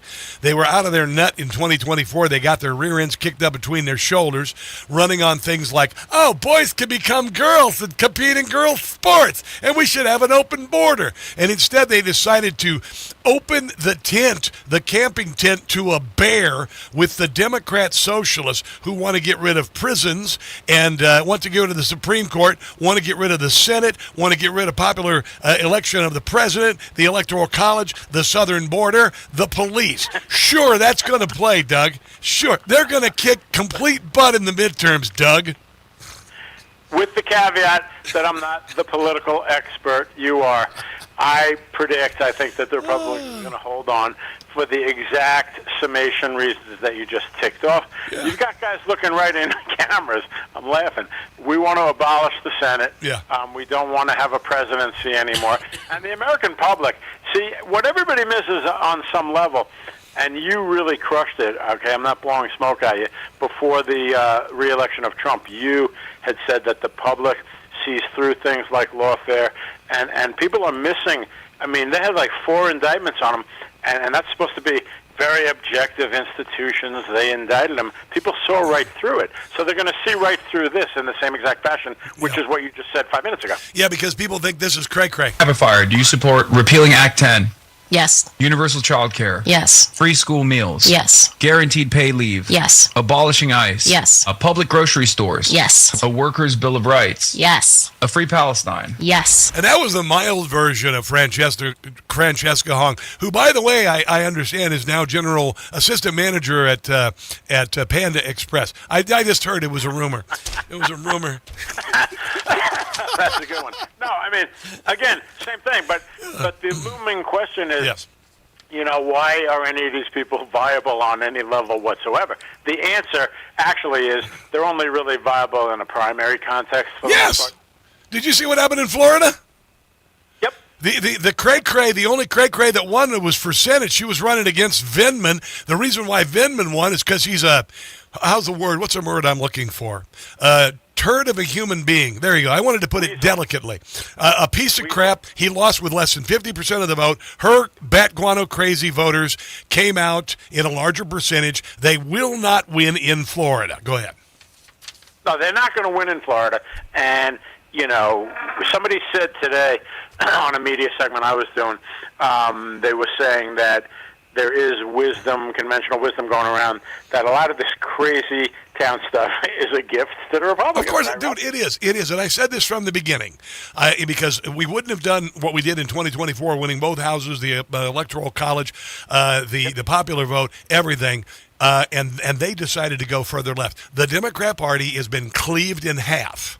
And here's the positive, Doug, is that common sense Democrats are saying, I ain't going to vote for that crap. And that gives us hope for coming together as a country. I believe that. I really do. I really do.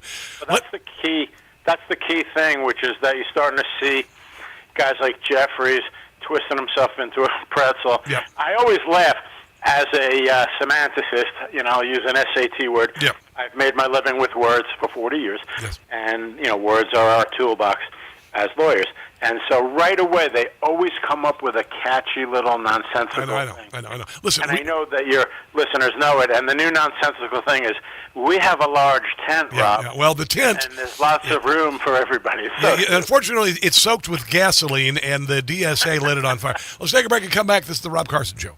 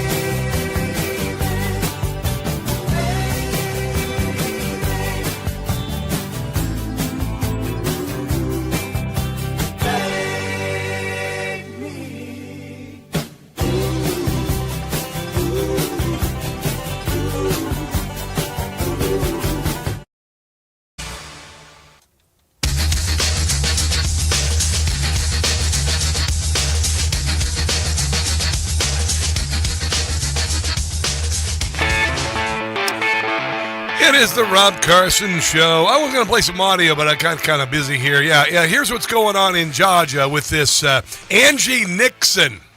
Angie's a one-trick pony. At one of her little Zoom rallies, she booked a poet to call the state of Florida, you guessed it, racist. Agua Florida, Ponce de Leon haunting the fountain of youth at a genocide theme park, the smudge of the Timucua. Oh my God, bad poetry sucks. She's running against Ashley Moody. She's a smart Republican. People slaughter, we water, where voodoo priests, santeras, and shamans pontificate premonitions and prescribe spiritual baths for mal de ojo. How I-95 cut Miami like a fresh wound. Calling the place you want to rep racist? Yeah. Is a bold strategy. Yeah. NBC's like, are you sure this is going well? The president and Republicans have been very eager to paint the entire Democratic Party as communists and Marxists. Do you worry that those attacks could resonate in a place like Florida, especially considering all the Cuban American population there? Look, we can argue all day about people's labels. Yeah, it's not labels. They don't like commies in Florida.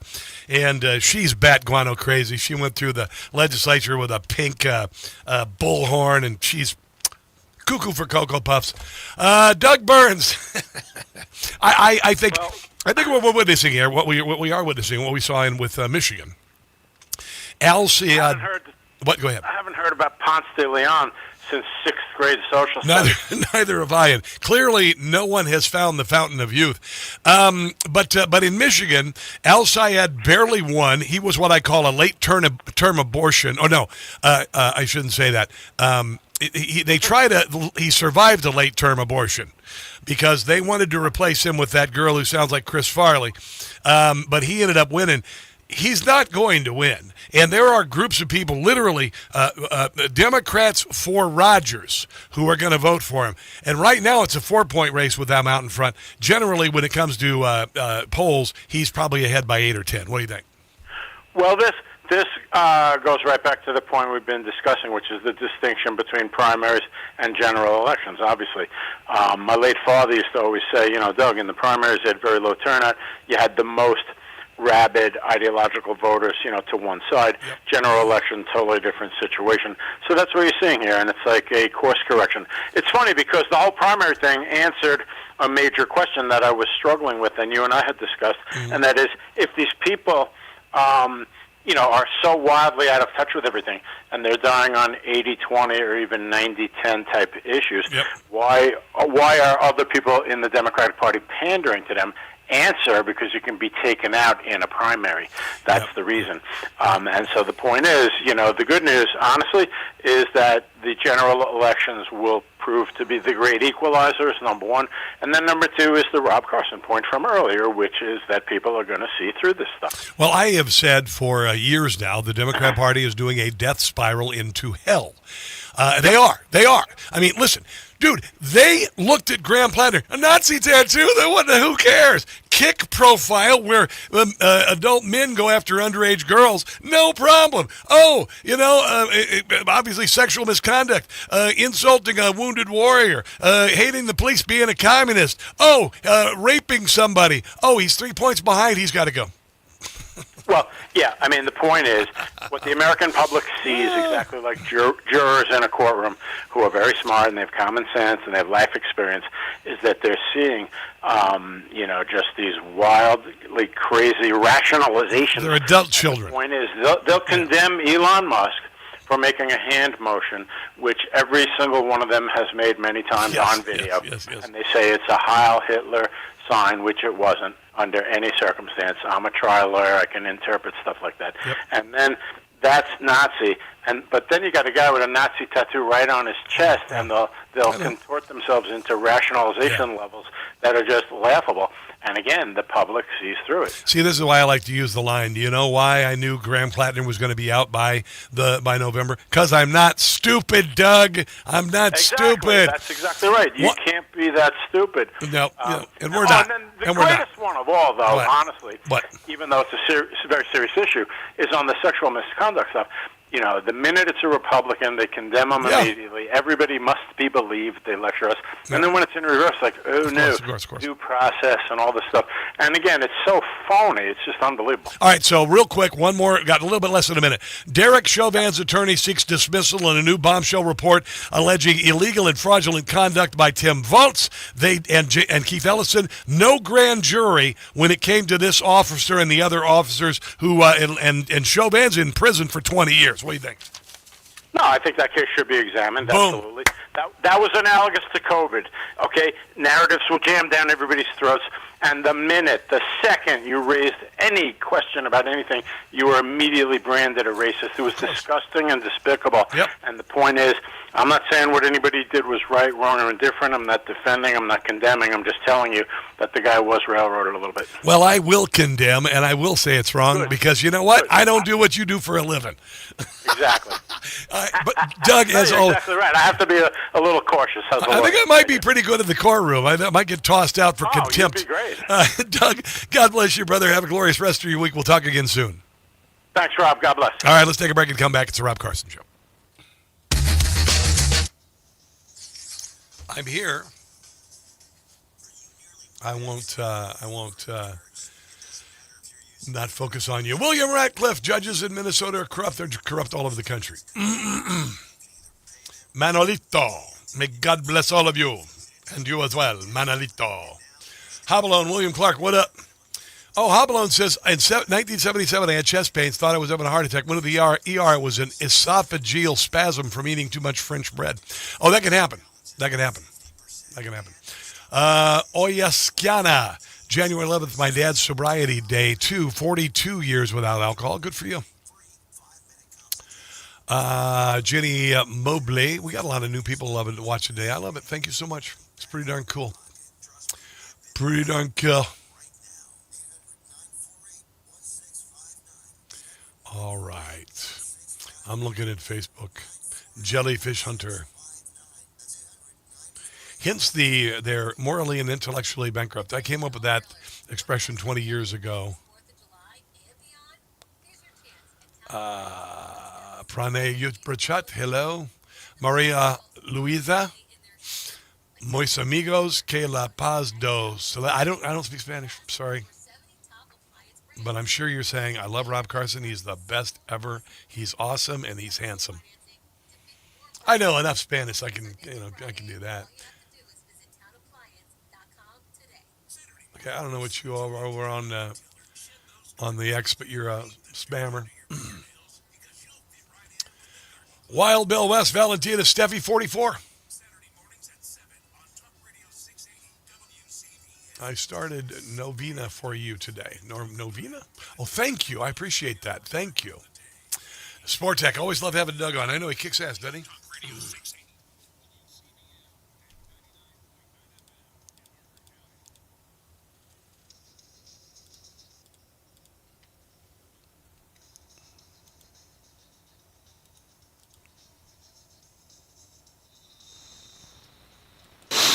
Angie's a one-trick pony.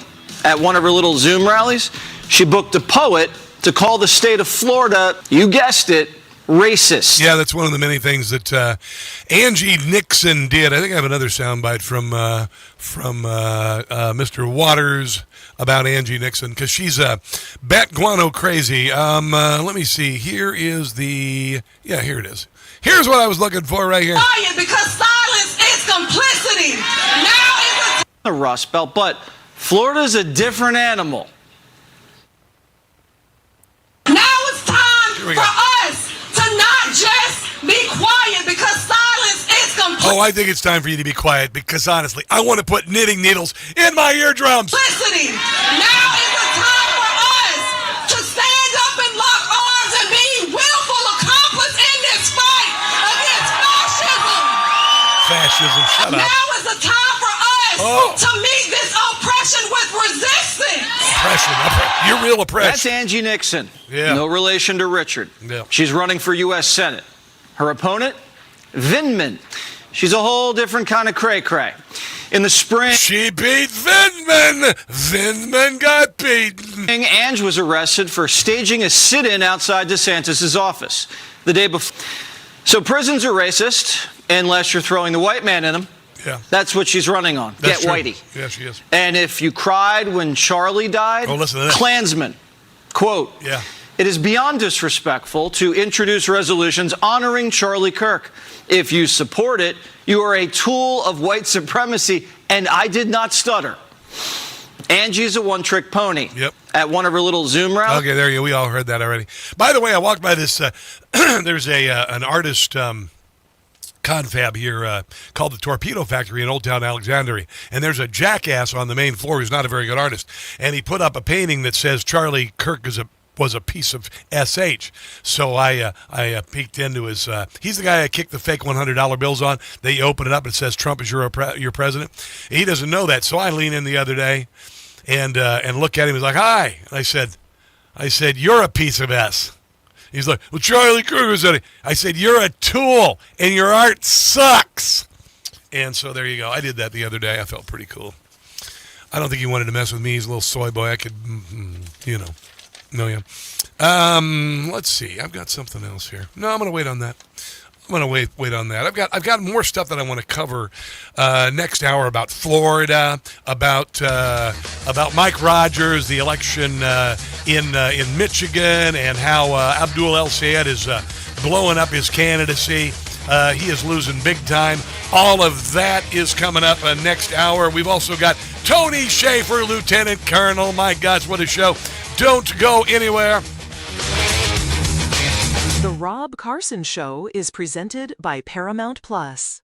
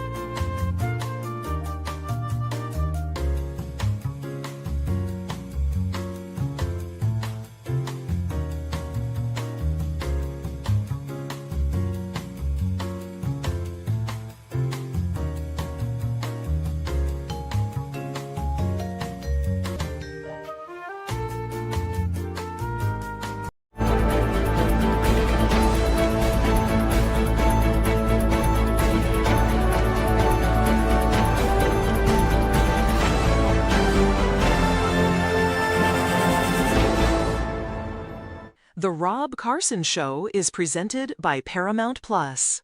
You don't need to live with aches and pains. Visit relieffactor.com today. Now, you are about to hear the most interesting, informative, thought-provoking, and funny show in America. On air and on the World Wide Web. This is the Rob Carson Show. This is hour number 3 of the Rob Carson Show. Welcome to it. Let me push a few buttons over here. Got to push a few buttons, you know. The way I do the show, it's like playing bagpipes, the piano, and the banjo while talking. It's kind of like that. Kind of put it in perspective. Not to give myself too much credit. Donald Trump is, I don't know if they put out the official call for applications for White House spokesperson, but clearly Caroline Leavitt is the deal. I mean, the best. They're talking about Alina Habba. I think Alina Habba would be fantastic. I think Stephen Miller would be fantastic, but I think there are more important things he could do, although he would be fantastic. Here is Jim Gossett as the president talking about the big shoes that need to be filled of Caroline Leavitt. Caroline Leavitt. We're gonna miss her. She was awesome. At her job, she clearly was the best. Oh my God, it's unbelievable. Like Corinne Jean-Pierre, derp. As press secretary, she was peerless. Caroline was better than the rest. Unbelievable. At the daily briefings. Yeah, they were awesome. She called out reporters. I like to watch them on YouTube. Every time they tried to push fake news. And now I must find a suitable replacement. I'd do it, but And I wonder who's gonna fill her shoes. I'm a little busy right now, but I would do it. Hell yeah. Who's gonna fill her shoes? Who's gonna take her place? Who will represent me? Who will? And help me make my case. Fill her shoes. I must have total faith in the person that I choose. Makes me wonder who's gonna fill her shoes. You're a left-wing hack. You're not a reporter. You're posing in this room as a journalist. You shouldn't even be sitting in that seat. Oh, my God. That is so good. Jim Gossett just sent me that this morning. And I didn't screen it. I knew it was going to be good, and I wanted to have the same reaction you did. I hope you had the same reaction. I have a funny feeling you had the same reaction. Here's some bad news for the Democrat Party going into November. At 51%, Abdul Assayed is at 47%. So in a state that has not had a Republican United States senator since get this, 1994 was the last time that a Republican won a Senate race in the great state of Michigan. Well, guess what? Mike Rogers ahead by 4 already, and it's only going to get worse. Here's the bad news for the Democrat Party as a whole. And when I say whole, I mean no. I got to tell you, PU, when it comes to the Democratic brand, the net favorability rating of the Democratic Party. You know, back in 2018, when Democrats, during the first Trump presidency, right, when they were able to win back control of the House, they were even. They were even, right? Favorable minus unfavorable, even at 0-0. It's got to be better now. I mean, because honestly, Team Jeffrey says that everybody's great, and they got a big tent. They're welcoming him, and then the socialists and everything. 0. Now look at this. What? 25 points underwater. What? Oof. You know, the Dem brand, as I said, it's not too good these days. It's not too good. It kind of smells like a New York sidewalk in the summer. Yeah, which is a combination of human urine and weed. There you go. I just wanted you to know that. I've been there, I know. And then they keep doing really stupid crap like running Democrat socialists, which I love the fact that this is just collapsing. Absolutely collapsing. Here is Mark Penn. He is a Democrat pollster talking about the collapse of the DSA. I think that's vitally important. I really think in Michigan, It's really unfortunate that the Democratic primary voters went in that direction. I think that there's a groundswell now of former Democrats who are not going to accept this kind of radicalism, even if it's going to mean a defeat for their party. And I think you see that building. Really? You do? Are you sure? Because I think Abdul El-Say is real popular. Let's listen to these Democrats. I believe that Abdul will make a lot of headlines and lose in November. And we need a winner coming out of Michigan in November, and that's not Abdul. I'm very anxious about the socialist aspect of what Abdul and his supporters represent. Wow. Okay. I'm a liberal, but I'm not a socialist. If El Sayed wins, I will not vote Democrat. I'll switch over, and I'll vote for a candidate with character. Well, okay. All right, that's all fine. That's all fine. That's why I'm voting for my that's all fine. You say that you guys aren't going to vote for Saeed, but certainly they're not going to vote. I'm Chelsea from West Bloomfield. For Mike I'm Rott. a pissed Sure. off Democrat. I'm not a socialist. I'm not a communist. Yeah. I'm a lifelong Democrat. I voted for Obama. Yeah. I voted for Hillary. I voted for Slotkin. Yeah. I voted for Haley Stevens. Yeah. And now I'm voting for Mike Rogers. Well, what? This is no longer vote blue no matter who. We need to wake up and realize that it's not party over everything. We need to vote for the candidates that actually share our values. And that's why I'm voting for Mike Rogers. Well, she took over He my is the screen best there. candidate for the job. I am Chelsea from West Bloomfield, and I'm with Mike Rogers because he will get to work for Michigan Democrats like me. Okay. This is the moment I've waited more than a decade for. Because for 1 decade, the Democrat Party, they're evil. The Democrat Party, the people in charge, are evil. They have taken God out of the schools. They have divided us along lines of race and sex. They have told us that children can become the opposite gender. They have opened the southern border, wholesale opened the southern border. They have burned cities. They have torn down statues. They have kneeled during the national anthem. They are an evil organization. And thus far, the rank and file Democrats like her have not said anything. But I know you hate that too. I know you'd like to be able to break breads with your neighbors, but they divided us, and they made longtime friends like all of my Maryland friends hate me because Donald Trump is a Nazi, right? Donald Trump is a fascist, right? Now they're beginning to realize, maybe a little bit, that was really friggin' screwed up. I said 80% of us believed that the country was going in the wrong direction. 80% of us could come together to save her. And we will. We will. The 20% could screw themselves. They're the ones who want the nutty crap. They want to get rid of the Senate. They want to get rid of prisons. They want to get rid of the police. They're going to get their rear ends kicked up between their shoulders. Like this idiot, Oliver Larkin, radical, running against Andy Beshears in Florida. He got creamed, and not in the way you think. If you want to win Florida, you got to connect with the Cubans. And when they hear politicians say everything's going to be free, they know what's next. They're going to lose their freedom. Yeah. Are we ready for Medicare for all? Are we ready for universal child care?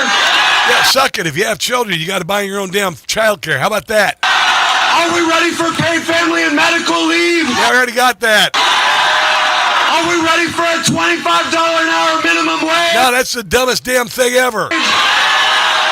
Are we ready for free college? Are we ready for a Green New Deal? No, you see, that failed. It got voted. It's been killed. That's Oliver. Yeah. He's a communist running for a House seat against Jared Moskowitz. Yeah. Jared backs Israel, Doge, and he just won. What? AP just called it. What? Probably because Oliver was running on sucking every billionaire dry. Yeah. Give me a number. What percentage of every dollar should every American be able to keep after they pay the government, local, state, federal? It depends on the range of income that someone is making. For billionaires, I think that billionaires should be taxed out of existence. Yeah, that's just stupid. You're an idiot for saying that. You're an idiot man-child for saying something so stupid. Republicans trouncing Democrats on primary day in Florida. November 2021, for the first time in history, registered Republican voters edged out Democrat voters, slowly changing Florida's status as a swing state. Registered Republican voters now outnumber registered Democrats by 1.5 million voters, and the results are even more evident this election day as Republicans are blowing away Democrats in election day voting. among other things. Fresh Take live election results showed 425,887 Election Day Republican voters at the time of the writing early in the voting last night, compared to 188,000 Election Day voters Democrats. Democrats have the lead in mail-in voting because they like to cheat. There you go. There's that. Oh, here's something that won't surprise you at all. You know why? Because I've said it, and I believe it, and I'm usually right about these things. Investigation of U.S. Senate polling shows 73% of surveys overstate the levels of support for Democrats. No bleep Sherlock. The investigation looked at over 3,000 polls over the last 4 election cycles, and the greatest disparity occurs over summer months, right when you're going into midterms and into the regular elections. In the last few election cycles, we've seen a pattern of Democrats looking competitive in red state Senate contests during the summer, only to fade on Election Day. I wanted to test to see if this was a consistent pattern. This, according to Republican Patrick Graffiti, co-founder of Echelon Insights. Echelon, let me rock you, Echelon. The average polling error across all polls was D+7. 73% of polls released overstated the Democrat relative to the election result. Again, that's more than 3,000 polls. Who's been saying Republicans are never ahead going into elections because they want to dispirit you and keep you at home? It's Soviet. The pattern, according to Ruffini, most pronounced during the summer. Polling error peaks at about nearly 6% inflated edge for Democrats in late July. The investigation says polls settled to an average error rate of about 2.6 for Democrats. 3 races, 2020, 22, 2024. South Carolina, between the late Senator Lindsey Graham and Democrat Jamie Harrison. The polls showed tied race between the two and buoyed by a $57 million fundraising quarter. It seemed as if neck and neck was up until Election Day.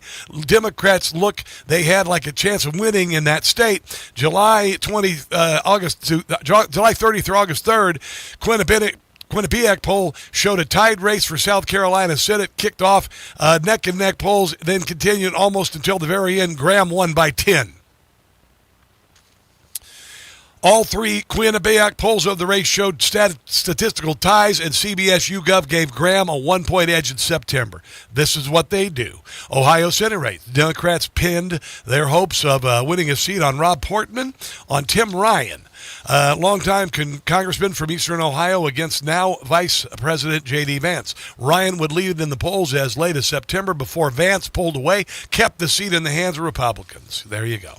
Ryan led in the vast majority of polls conducted in Ohio over the summer until he was bested by Vance by 6. Ohio's 2024 race featuring Sherrod Brown, who had been in the Senate since 2007, and Marino followed the familiar trajectory. Marino led in just 5 polls of more than 20 in the contest over the summer. June, July, August, polls gave Brown an edge of +2 and +6. Marino would be elected with 50% of the vote to Brown's 46.5. They've been doing this for a long time. Let's take a break and come back. This is the Rob Carson Show.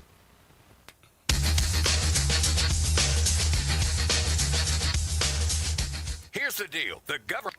Hey, Rob, Ken just texted Tony...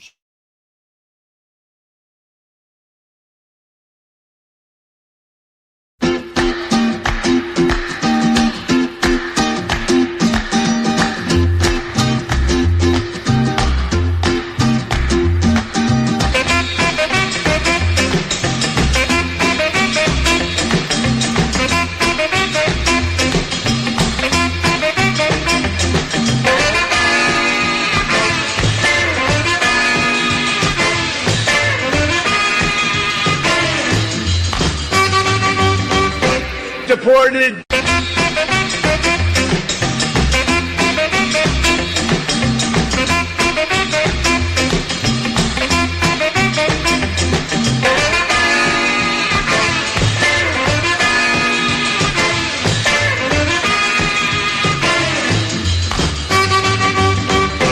Deported.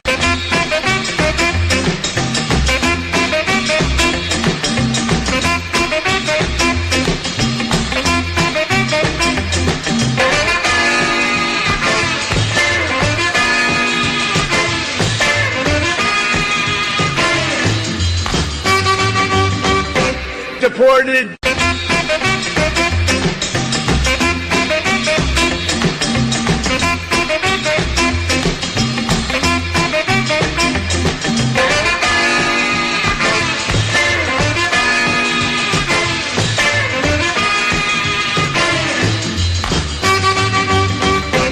Get them out.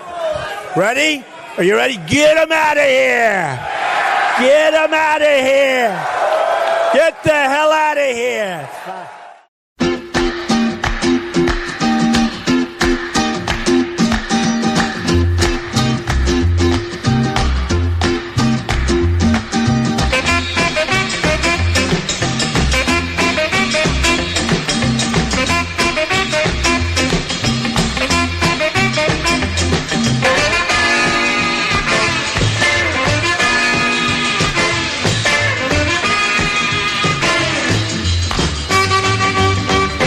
Deported.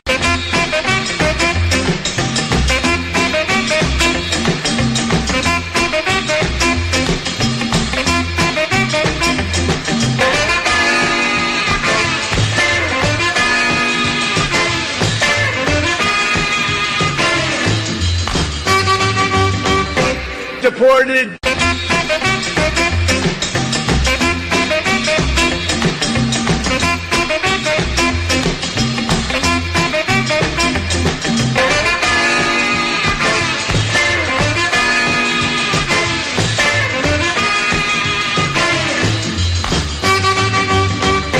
Deported.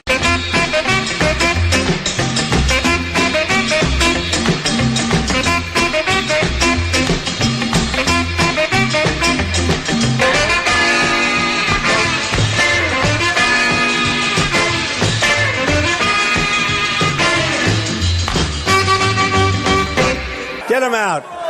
Ready? Are you ready? Get them out of here. Get them out of here. Get the hell out of here.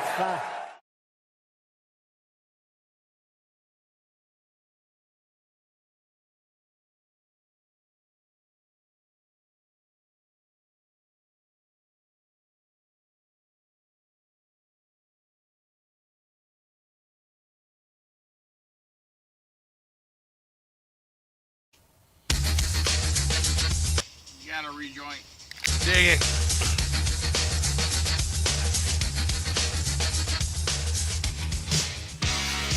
Donald Trump's election.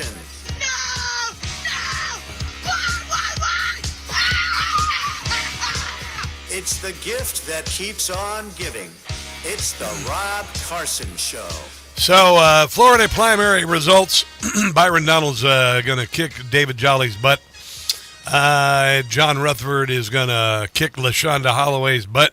Randy Fine wins the Republican nomination, and he is, by the way, he's going to defeat Rachel Grage or Grocki, depending on how you pronounce that.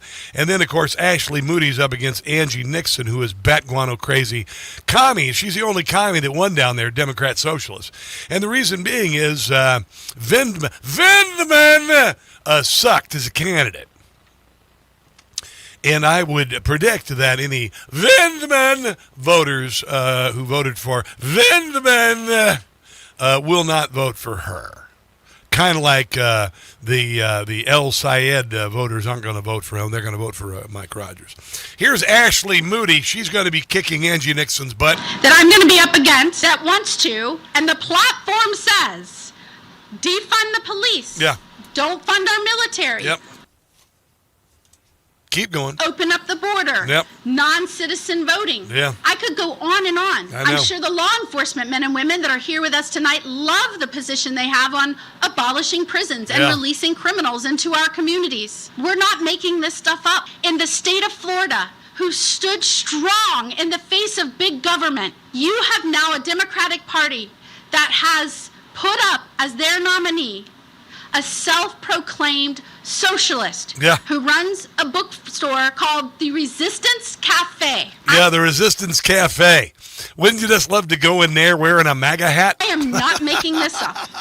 This is not some made-up fiction TV story. This is the election that will take place in this free state of Florida this November. Yeah, and I'm hoping this DSA attempted takeover of the Democrat Party is the smelling salts to wake up whatever common sense Democrats there still are. I'm not sure how many there are, and I'm not sure how many can get over their TDS, including all of my ex-friends now in Maryland, and a certain person I was married to. Was that too? Yeah. Anyway, but I want her to be happy. Here she is, Ashley Moody, talking about what this election's all about. This election. I sounded Canadian. Is so much more than voting for a person for the United States Senate. Yeah. This is about voting for the future of this country. Will this country remain true to the ideals that our founding fathers promised 250 years ago? Yeah, because there's 100 million of us who are very well armed physically and intellectually, and we love our country, so there's that. Or will this country move forward? Higher taxes, big government seizure of private production. No, wait. They're not going to actually do that. Let's ask Abdul Al-Sayed Kareem Jabbar about public ownership. You don't want to take over businesses. Are you in favor of public ownership models like the one Bernie introduced? So I want to actually take it a step further. Okay. I agree that we need public ownership. Wow. But I also agree that we need some system of public control. Yeah. Like, what is the point of democracy if it's not to protect us from existential risk? Yeah. And right now... Well, yeah, they pretty much want to take over businesses, so there's that. Yeah. Huh. Here's former House Speaker Kevin McCarthy talking about the this Nixon chick and the DSA wins in Florida. What a great contrast to think about California and Florida. Mm-hmm. Yeah, listen. California turns left, population drops. Yeah. Right? They go to Florida. Give DeSantis credit. Yeah. He has been a good governor. Yeah. Population grows. This used to be a swing state. It's not even close anymore. And you know what? He did redistricting. We're going to have so many new Republican members. We'll have more Republican members than Nancy Mace has tattoos. Oh, hello. Did you see the tattoos, by the way? My God. Nancy Mace. Say what you want about her politics, but let's talk about something else here. Kevin McCarthy on other Democrats like this idiot governor of a state I used to live in for 5 years, Kentucky. What a glorious state. He's an idiot. Andy Beshears, he's one of those guys that's saying, you know what? To our alien overlords, I'd like to say I'll cooperate on sending people to the meat factories. That's what he would do. And he is down with the DSA. Kentucky, you could do better.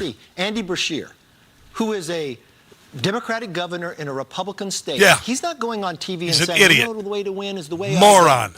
He's sitting there saying, we need to abolish the Electoral College. Yeah. He's moving further to the left. This is exactly what is on the platform of the socialists. So it's bad for Democrats. Carville, I'm going to leave the party. Oh, no, they're not so bad. Yeah, right. I know he came right back around Hakeem fast. Jeffries, we're all there together. So this is going to slowly drag the party further to the left. Yes. When you have these I two don't big think games it's happening statewide. slowly. It's happening quick. It's happening very quick. Yeah, there you go. It is. I told you. Democrat Party's doing a death spiral into hell. And this just accelerated it. Being right all the time is a burden I must carry. Let's take a break and come back. This is the Rob Carson Show.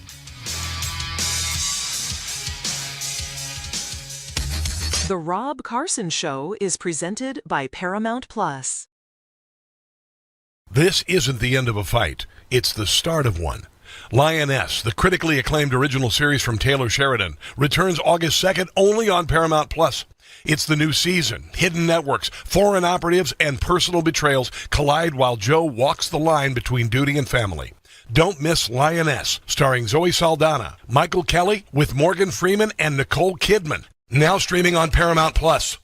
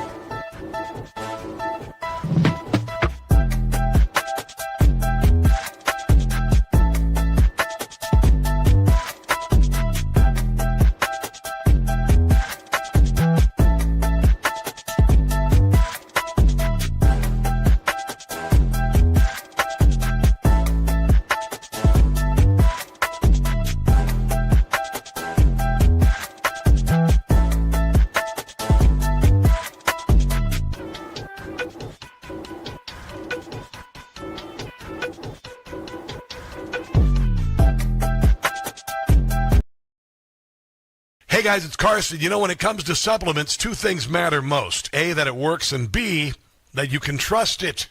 We hear from people every single day whose lives have changed, including mine, and we'd like you to hear a few of their stories. Chris has spent years of doing physical work, leaving his feet sore at the end of the day. After starting Relief Factor, he felt so good, he did something he'd never done before. He ran a half marathon. Now he tells all his friends about Relief Factor. I can still move furniture, I can still ride my mountain bike, I can still lift heavy weights, and Relief Factor makes all of those tasks pain-free for me. 3 weeks for just $17.76. Simply go to ReliefFactor.com or call 800-4RELIEF. We hope you'll soon be sharing your story with us too. Again, ReliefFactor.com or 800-4RELIEF.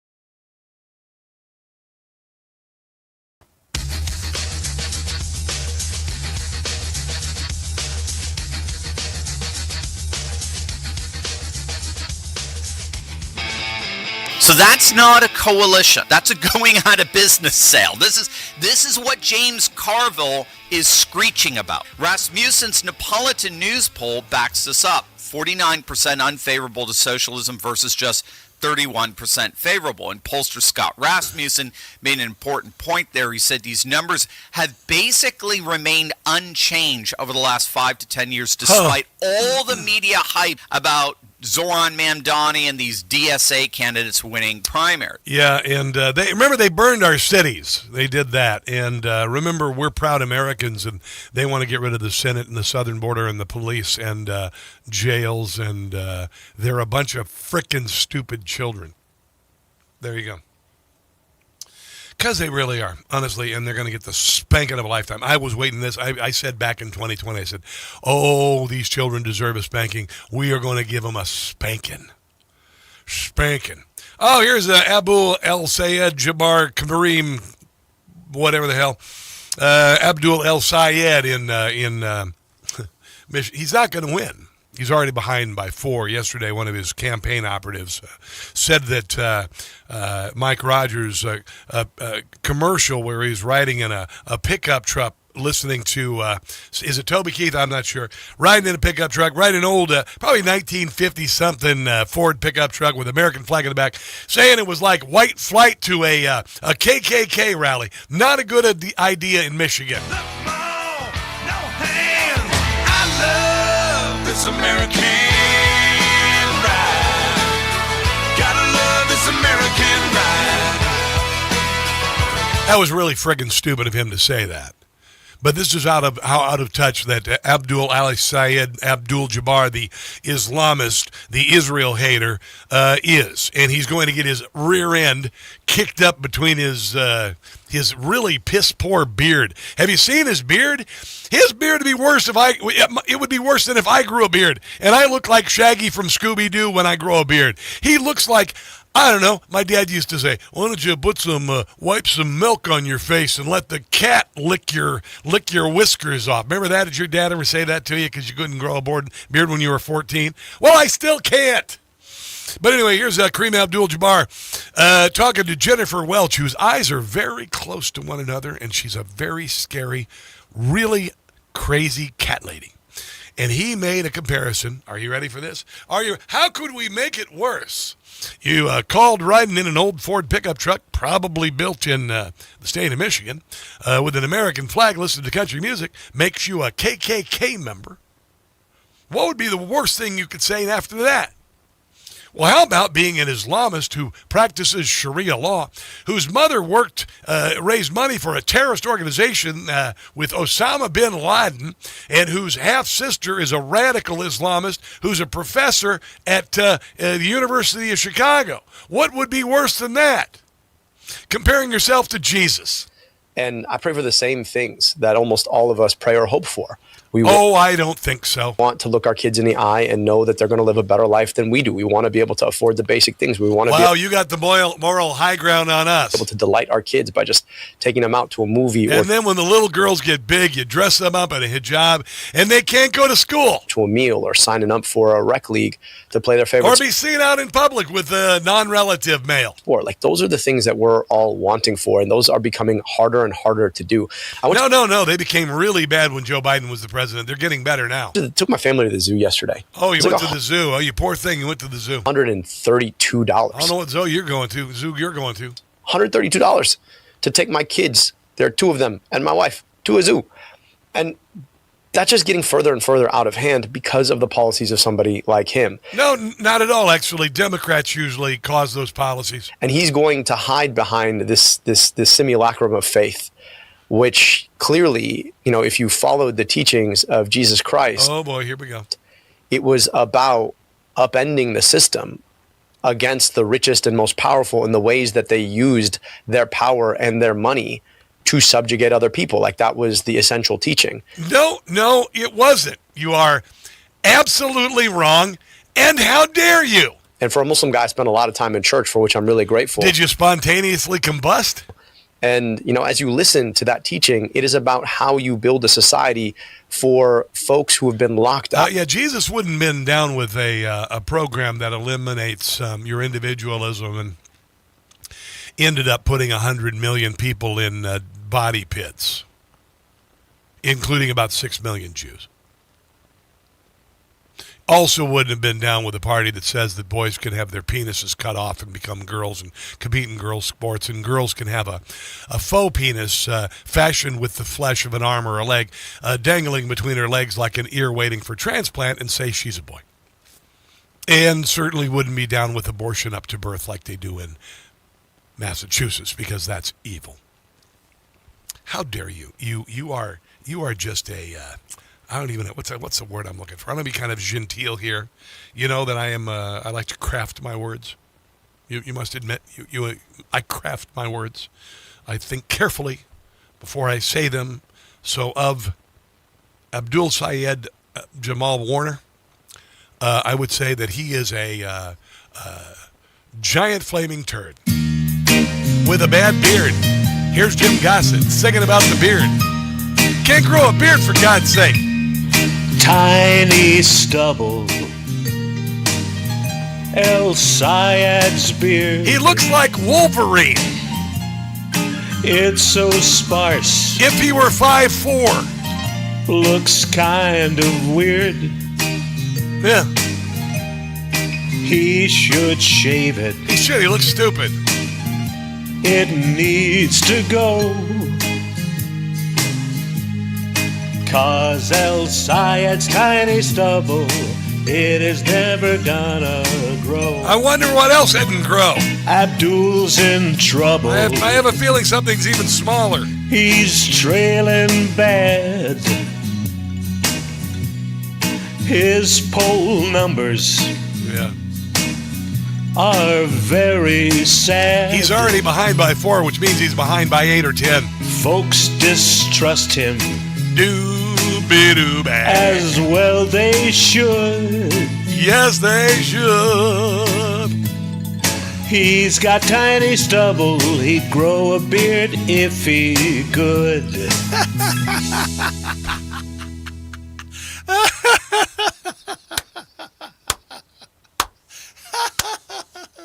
That is Jim Gossett. That is Jim Gossett. Patreon.com, Jim Gossett Comedy. Patreon.com, Jim Gossett Comedy. Shocker. Fake polls are now affecting the Los Angeles mayoral race. Did you hear there was this company that faked the poll for Francesca Hong being out in front of everybody? And they claim it was some sort of experiment. But I'm thinking it was more than that. I want to cover that on the other side of the break. Let's take a break and come back. This is the Rob Carson Show.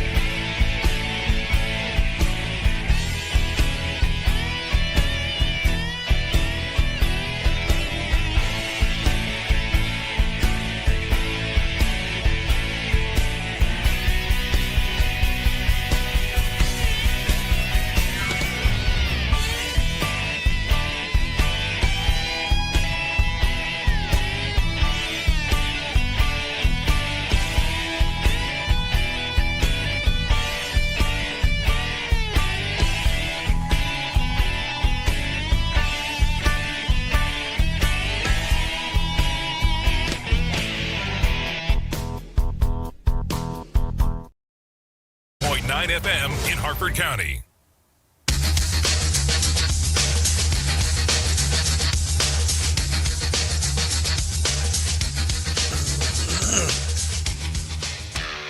Hello, everybody. For months, polls suggested that Democratic Socialist Francesca Hong was the clear frontrunner in the Wisconsin primary.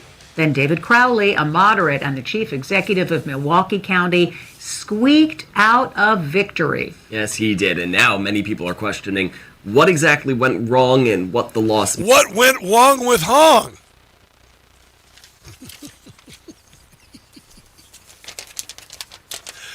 Fake polling company claimed Francesca Hong had a big lead in Wisconsin. Locked in the competitive re-election race, Los Angeles Mayor Karen Bass declared on social media that a new poll was evidence that her campaign was gaining momentum. Just a few days later, the truth emerged. The poll was fabricated. California results were among the at least 3 polls across 3 states posted online by Median Strategies, a previously unknown organization that admitted to the Los Angeles Times on Monday that the purported results were fake. The company wrote before shuttering its website this week that it was created as a short-term social experiment examining how purported polling information could enter and spread through the political information ecosystem without independent verification. The Post offered no explanation of who was behind the experiment. It was people who wanted her or the radicals to win. And I said it from the very beginning. There's no way that Francesca Hong was this far out in front. And the liberal leftist media gobbled it up. So they went for it 100%.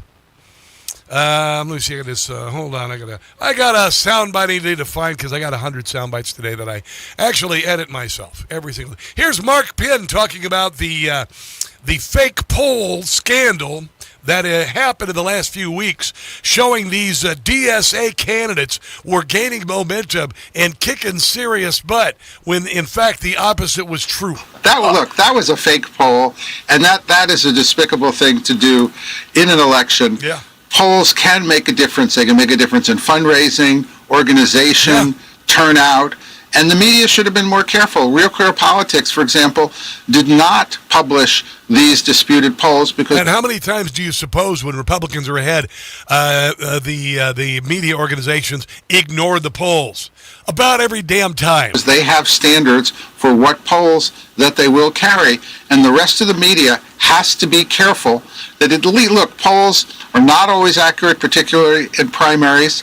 People shouldn't come out or vote or not on the basis of polls, but on the other hand, a completely fake poll is an election trick that should be condemned by everybody and potentially will have legal liability for those who do that. And the Democrat Party has been doing it for decades.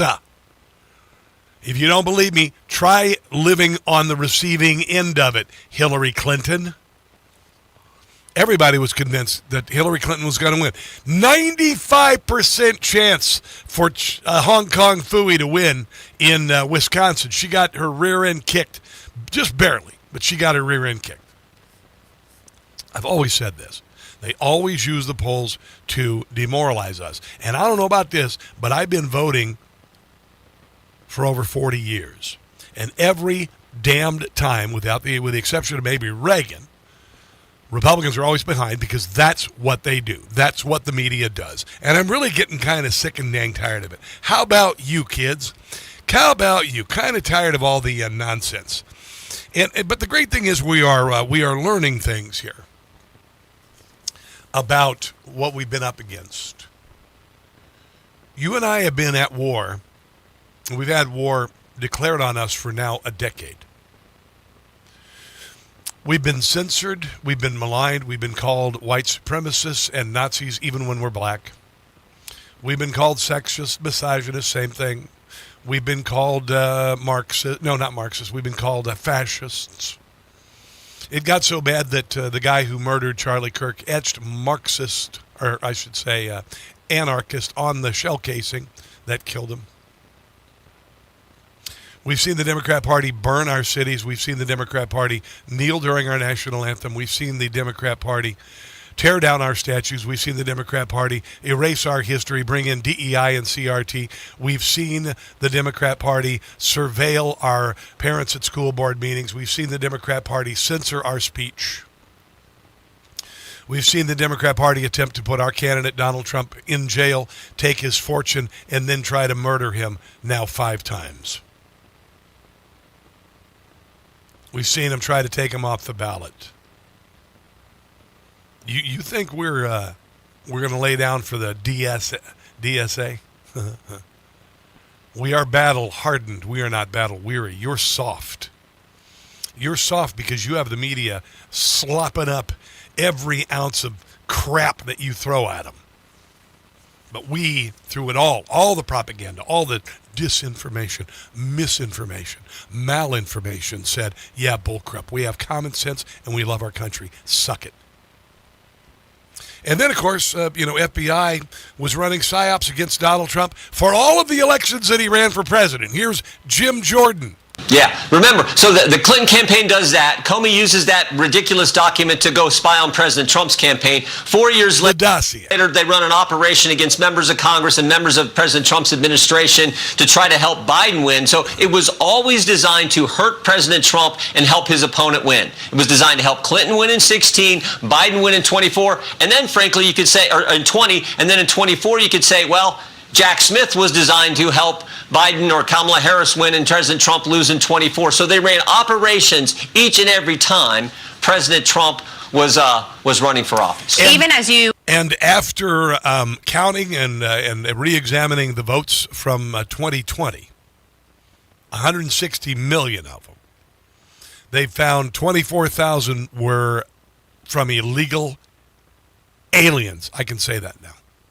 Donald Trump just presented that today. And they still haven't gone through another, 36 million ballots. Yeah, and remember, even before that, when this all got started, was the Clinton campaign hiring the law firm Perkins Coie, who hired the public relations firm Fusion GPS, who hired the foreigner Christopher Steele, who wrote the bogus document called the dossier that Comey takes. He knows it's bogus. He takes it to the secret court, the FISA court, to get a warrant to go spy on President Trump's campaign. Yeah. That happened. And then when people start digging into that and figuring something out, then it's on to this next thing. He fires Comey, and they go after Jeff Sessions. And then, as you point out, they launch this operation a few years later, when a number of us are starting to dig into Joe Biden and all the crazy things that went on there with Ukraine and bereavement and his son Hunter Biden, and they run an operation against members of Congress and other people affiliated with or associated with the Trump campaign. You think we've forgotten about this? No. You don't understand MAGA. Right? If you think we've forgotten about this, if you think we are letting this go, woke 1.0 and all that, you would be sorrowfully wrong, because this doesn't end until an ass kicking. And that's coming. Let's take a break and come back. This is the Rob Carson Show.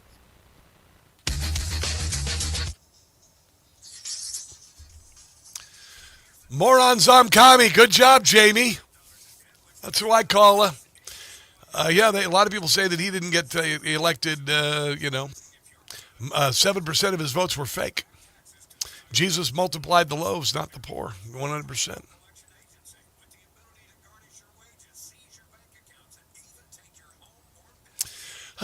Who we got here? Ceviche tostada was for dinner last night, Prana Upajat. I make a killer ceviche. I use shrimp, scallops, avocado, red onion, rice wine vinegar, jalapeno, chopped red bell pepper, salt, pepper, lime. Did you get that? My ceviche is sick and wrong. Sick and wrong, people. Who's over on the Rumbly-Roo? Pat Carr, hello. Yeah, Republican, the Washington Generals created, We're stupid. Oh, no, yeah. You're talking about the Washington Generals played the Harlem Globetrotters.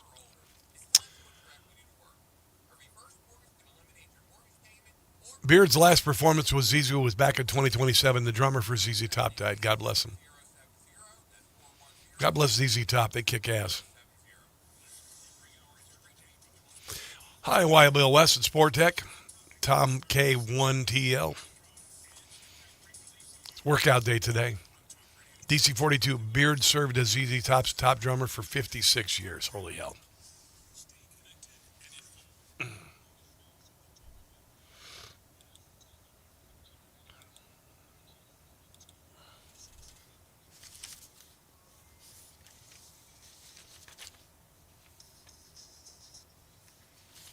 Okay.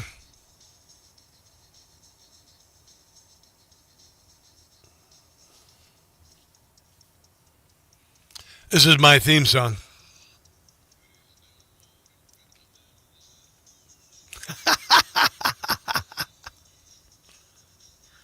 I got a wonderful note,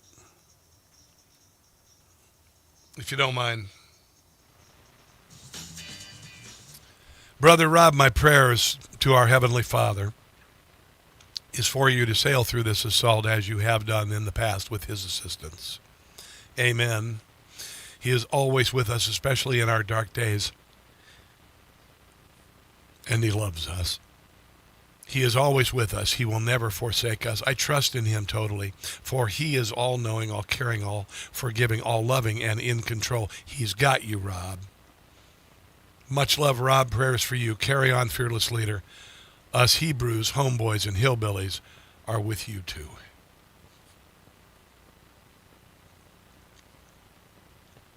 Told you I'm here for a reason.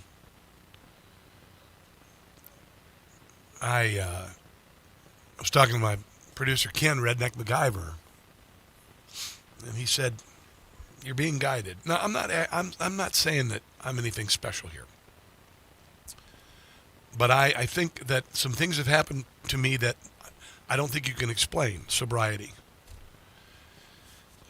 Divorce after devoting myself to a woman on her mother's deathbed. I will take care of your daughter the rest of my life. And then a divorce with divorce papers served on Valentine's Day. Moving to Washington, D.C. on my own in the studio in the back of a U-Haul, building a beautiful studio. Being told the building is being sold and it's going to be torn down, you got to find a place to go, and then being invited by Newsmax to come here and do the show, and then finding out I got a little prostate cancer. I know I'm here to witness. I know I'm here to entertain, inform, and motivate people to be good, to do good, to do good. I know that we're going to overwhelm the forces of evil with joy and faith and patriotism, and it's going to, and it is sweeping the globe. It is. This is the battle for good and evil that we've waited our entire lives for. It doesn't mean 4 horsemen of the apocalypse. It doesn't mean all of that. But it is our time to win. God bless you, America's founded, Donald Trump, our military, anyone who is suffering from cancer. And until tomorrow, which is Thursday, don't catch the stupid. Thank you. I love you. The Rob Carson Show is presented by Paramount Plus. Information. Truth is freedom. Is Newsmax. It's real news for real people.